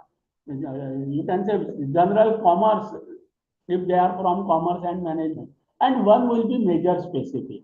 If the student is for chosen chemistry as major, then traditional Indian knowledge in chemistry. If mathematics, traditional knowledge in mathematics, something like that.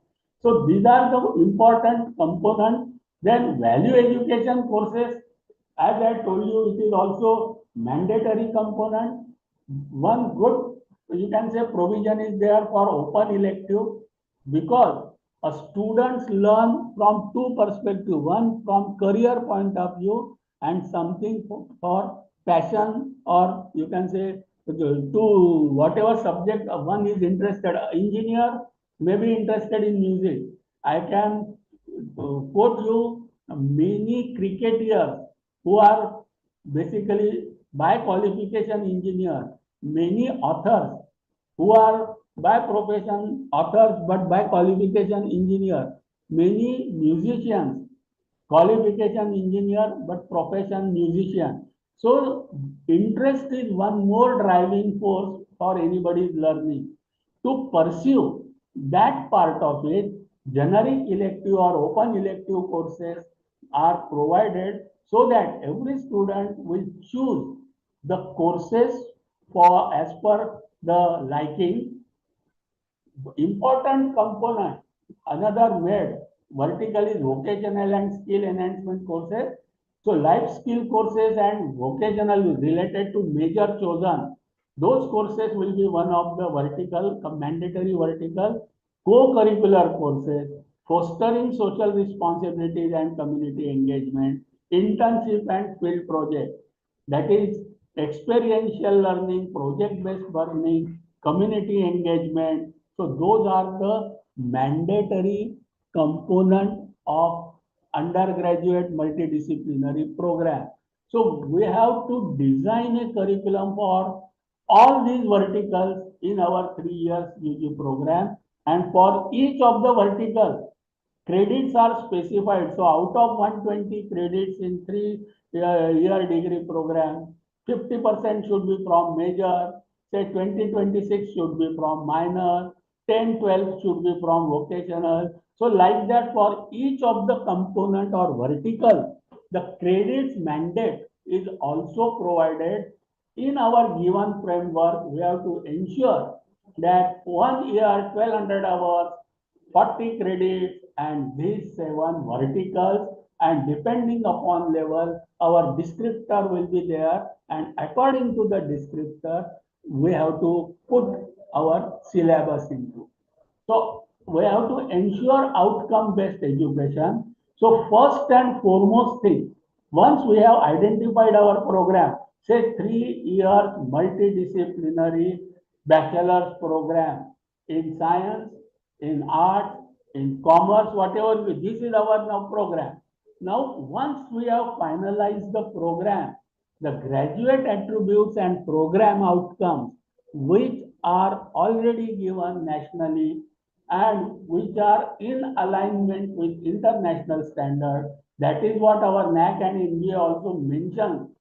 Those have to be picked up. 12 to 16 outcomes are given and they have to suit to our program.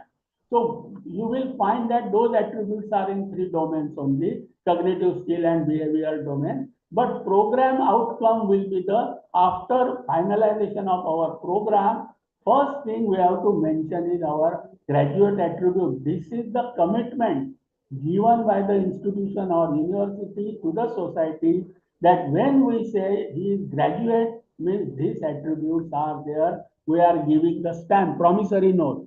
Second is program educational objective. So what the student will be able to do after 2 or 3 years when he goes into the profession of chosen. Suppose physics, what he will be able to do in acoustic, in, you can say, electronics. So whatever chosen fields of physics are there, 3, 4 objective statements have to be made. And what is expected is the student, when enters into profession, after 2, 3 years, we guarantee that a student will be able to perform, analyze, do, understand, or whatever are our objectives. But those are related with job role.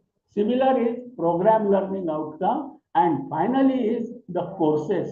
So whatever courses, say for first semester we provide 5 courses. So for those, each of the courses, we have to give the, you can say, outcome.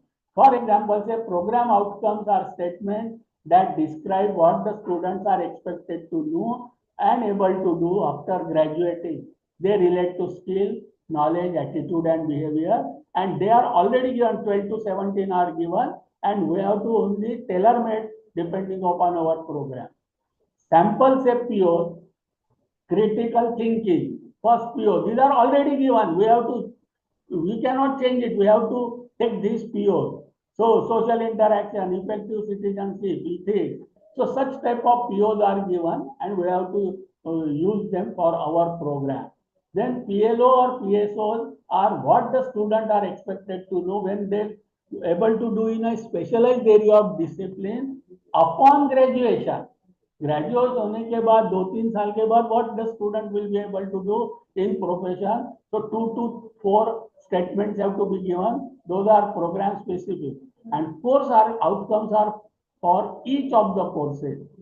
This should be specific, measurable, realistic, appropriate, time bound, and they are the most important and fundamental to outcome based education. This individual CO will come from PO, and each CO must be designed, measured, and mapped to the PO. Say, for example, course outcome will based on Bloom's taxonomy level, remembering, understanding, application, analysis, evaluation, and synthesis. As I told you, remembering as far as possible should not be made as course outcome for higher education, because remembering is considered to be low level. Below 4 is remembering. You remember the table, recite the poem, so recite the law, state the law. Such type of things are not to the extent expected in higher level. So as far as possible, try to avoid that. After learning this course, student will be able to reproduce, recite, restate law. This should not be, as far as possible, avoid that word. But for level 4.5, some understanding application, after studying this course, student will be able to understand. That is okay, will be able to apply. But for higher classes, finally level 5.56, as far as possible, prepare CO for analysis, evaluation, and synthesis, this type of stages. And say remembering is just recalling. So as I told you, this is not much expected in higher education. Understanding is the student should be able to understand, and generally the verb used, our student will be able to describe, explain, paraphrase. So if our question paper have many questions, explain, associate, summarize, discuss, so that will be taken as these are all low level, you can say, but accepted for level 4.5, sometimes even at higher level. But as we go higher level, try to avoid these verbs also: describe, explain, discuss. Next is application. So this is what from here our higher education should start. Here it is expected that the student should be able to demonstrate use of information, method, concept, law, theory in new situation.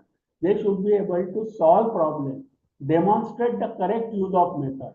So what are the verbs which should be used in our course outcome? Calculate, predict, apply, solve, illustrate, experiment, examine, modify.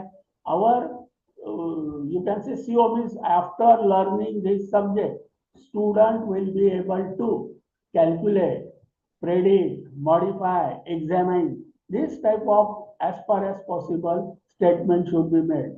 Now, our higher education of particularly higher level, it expected that analysis, the student should be able to have this skill. So what is expected is the student should be able to demonstrate the breakdown of complex problem into part, identify the relationship. So what are the verbs which should be generally used? Classify, outline, illustrate, infer, select, categorize. Similarly is for judging and you can say synthesis. These are higher level as far as possible. Use these verbs in your course outcome, design syllabus to suit these objectives, and we examine wherein we can demonstrate in our question paper.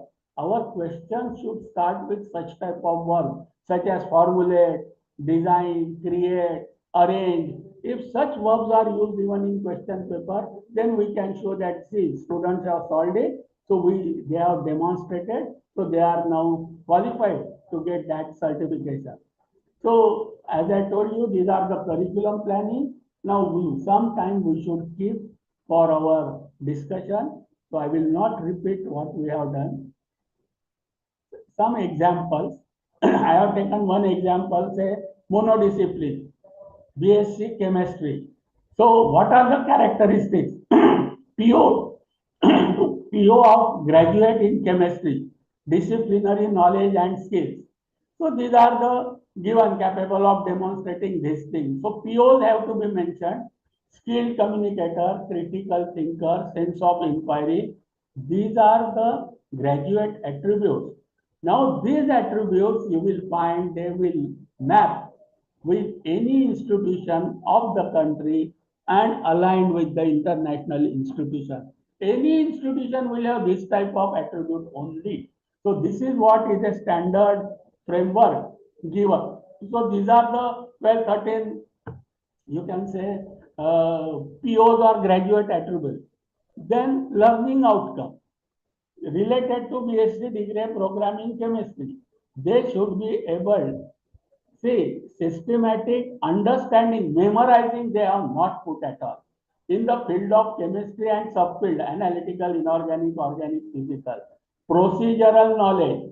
Second, now these are now the student after passing out graduation may go into pharmaceutical, chemical industry, may go to teaching, research, environment monitoring, quality control, consumer good industry, food product, cosmetic. See, these are the industry or the sectors where we are expecting that my graduate of chemistry will be going into this field, and there what are the job roles expected, he will be able to perform. This is the assurance we are giving when the student is in the undergraduate itself. This is a statement of graduation. Skills related to analytical chemistry, inorganic chemistry, organic, physical, and other related fields, including broader interdisciplinary subfield. So this is the PLO, what the student will be able to do after through 2-3 years of graduation. He will be able to use chemical techniques in the various fields. So this is what are our PLO. Then it comes to say learning outcome for course outcome. One example I have taken, inorganic chemistry. Now here semester 4, so it is level 5 course. If the student exit after this, they will be given diploma. See, what are the COs identified? Nowhere the student will be able to memorize or recite the law. No CO. Recognize, describe, explain, recognize, explain. So you will find it is from one of the domains, from memorizing to synthesis.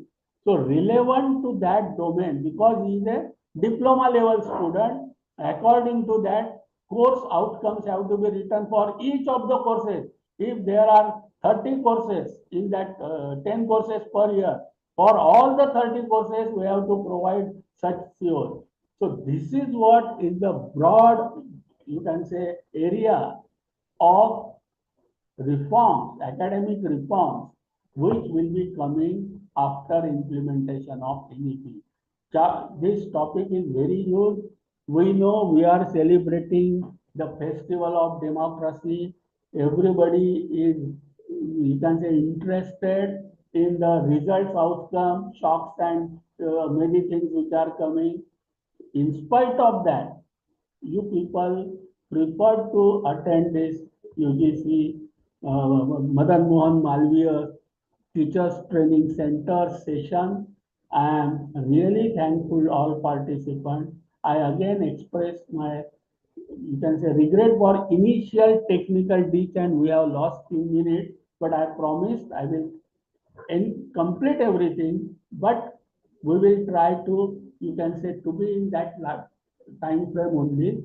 Now I express my sincere thanks to Honorable Vice Chancellor, Pro Vice Chancellor, Registrar, Dr. Atik Sir, who is, you can say, Director of our Madan Mohan Malviya Teachers Training Center, all my friends, including Ankit, who always help me, and all participants. So thank you very much. Now, if some questions we can take up, and then we will stop. Thank you. So good evening, sir. This is Sanjeev Dongre here. Thank you. Yes, sir. Sir, I have a question. You said the 4.5, 5, 5.5. This is first year, second year, third year. Am I audible, sir? Yes, sir. Yes, sir. You are very much audible, sir. But what about the courses beyond 3 years, 4.5 years, 5 Sir, years? complete this level based is done from level 1 to 8. Up to Uh, level 4 is school education 12. From level 4.5 to level 8 is from certificate to PhD. Today I have okay. only considered for UG courses of 3 year degree program. Yeah. 4.5 first year, 5 is second year, 5.5 is third year, 6 is fourth year or first year of PG, Okay. 6.5 is second year of PG, like that, 8 is PhD. So our architecture course itself is a 5 years after 12th, Yeah, so it is been rated for 4 years engineering. and it is not called as a PhD or 5 years. masters. They It is have bachelor's only. they are rated at 6, level 6. No, but it is not masters. It is graduation It is, course sir, only. it is, I have told you that it is depending upon the number of learning hours and the credit earned.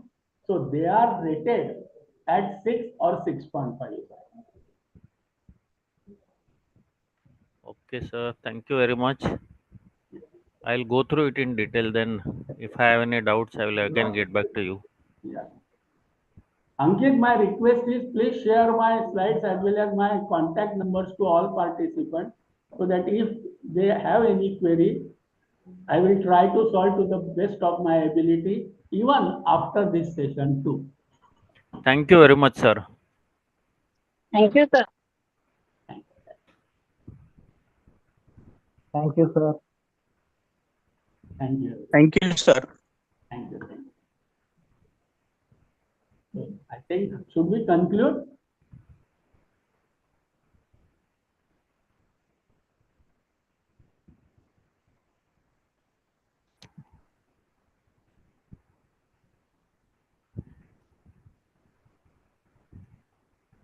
Should we conclude, sir?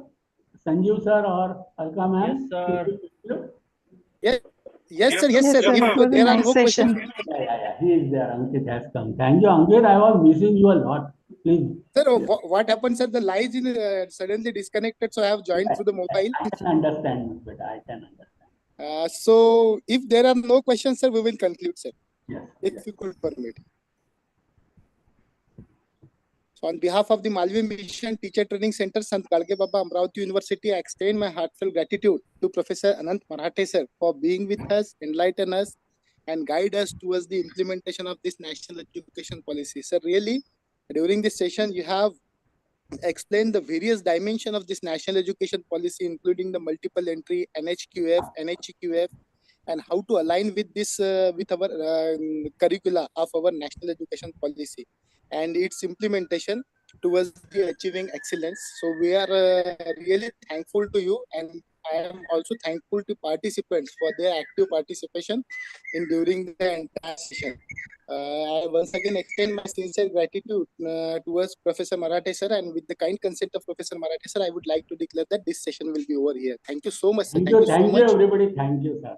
In Thank spite you, sir. of things and Participants, results, people have attended great, sir. I am feeling really happy. thank you, sir. Thank you so much. And sir, one little bit request is that I will share your PPT Yes, sir. with all of the participants, sir. Right, sir. If As you well could as do it. contact details also, sir, so that anytime if they feel. Yeah, sir. I will share it. I will share it. Thank you, sir. And whatever may be the future communication, they can directly made with you, sir. Yes, sir. So should I leave now, sir? Okay, so participants, we will stop here. Yes, sir. Thank you, sir. Thank you, sir. Thank you, sir. Okay, so participants, we will stop here and meet tomorrow with our tomorrow schedule 3 p.m.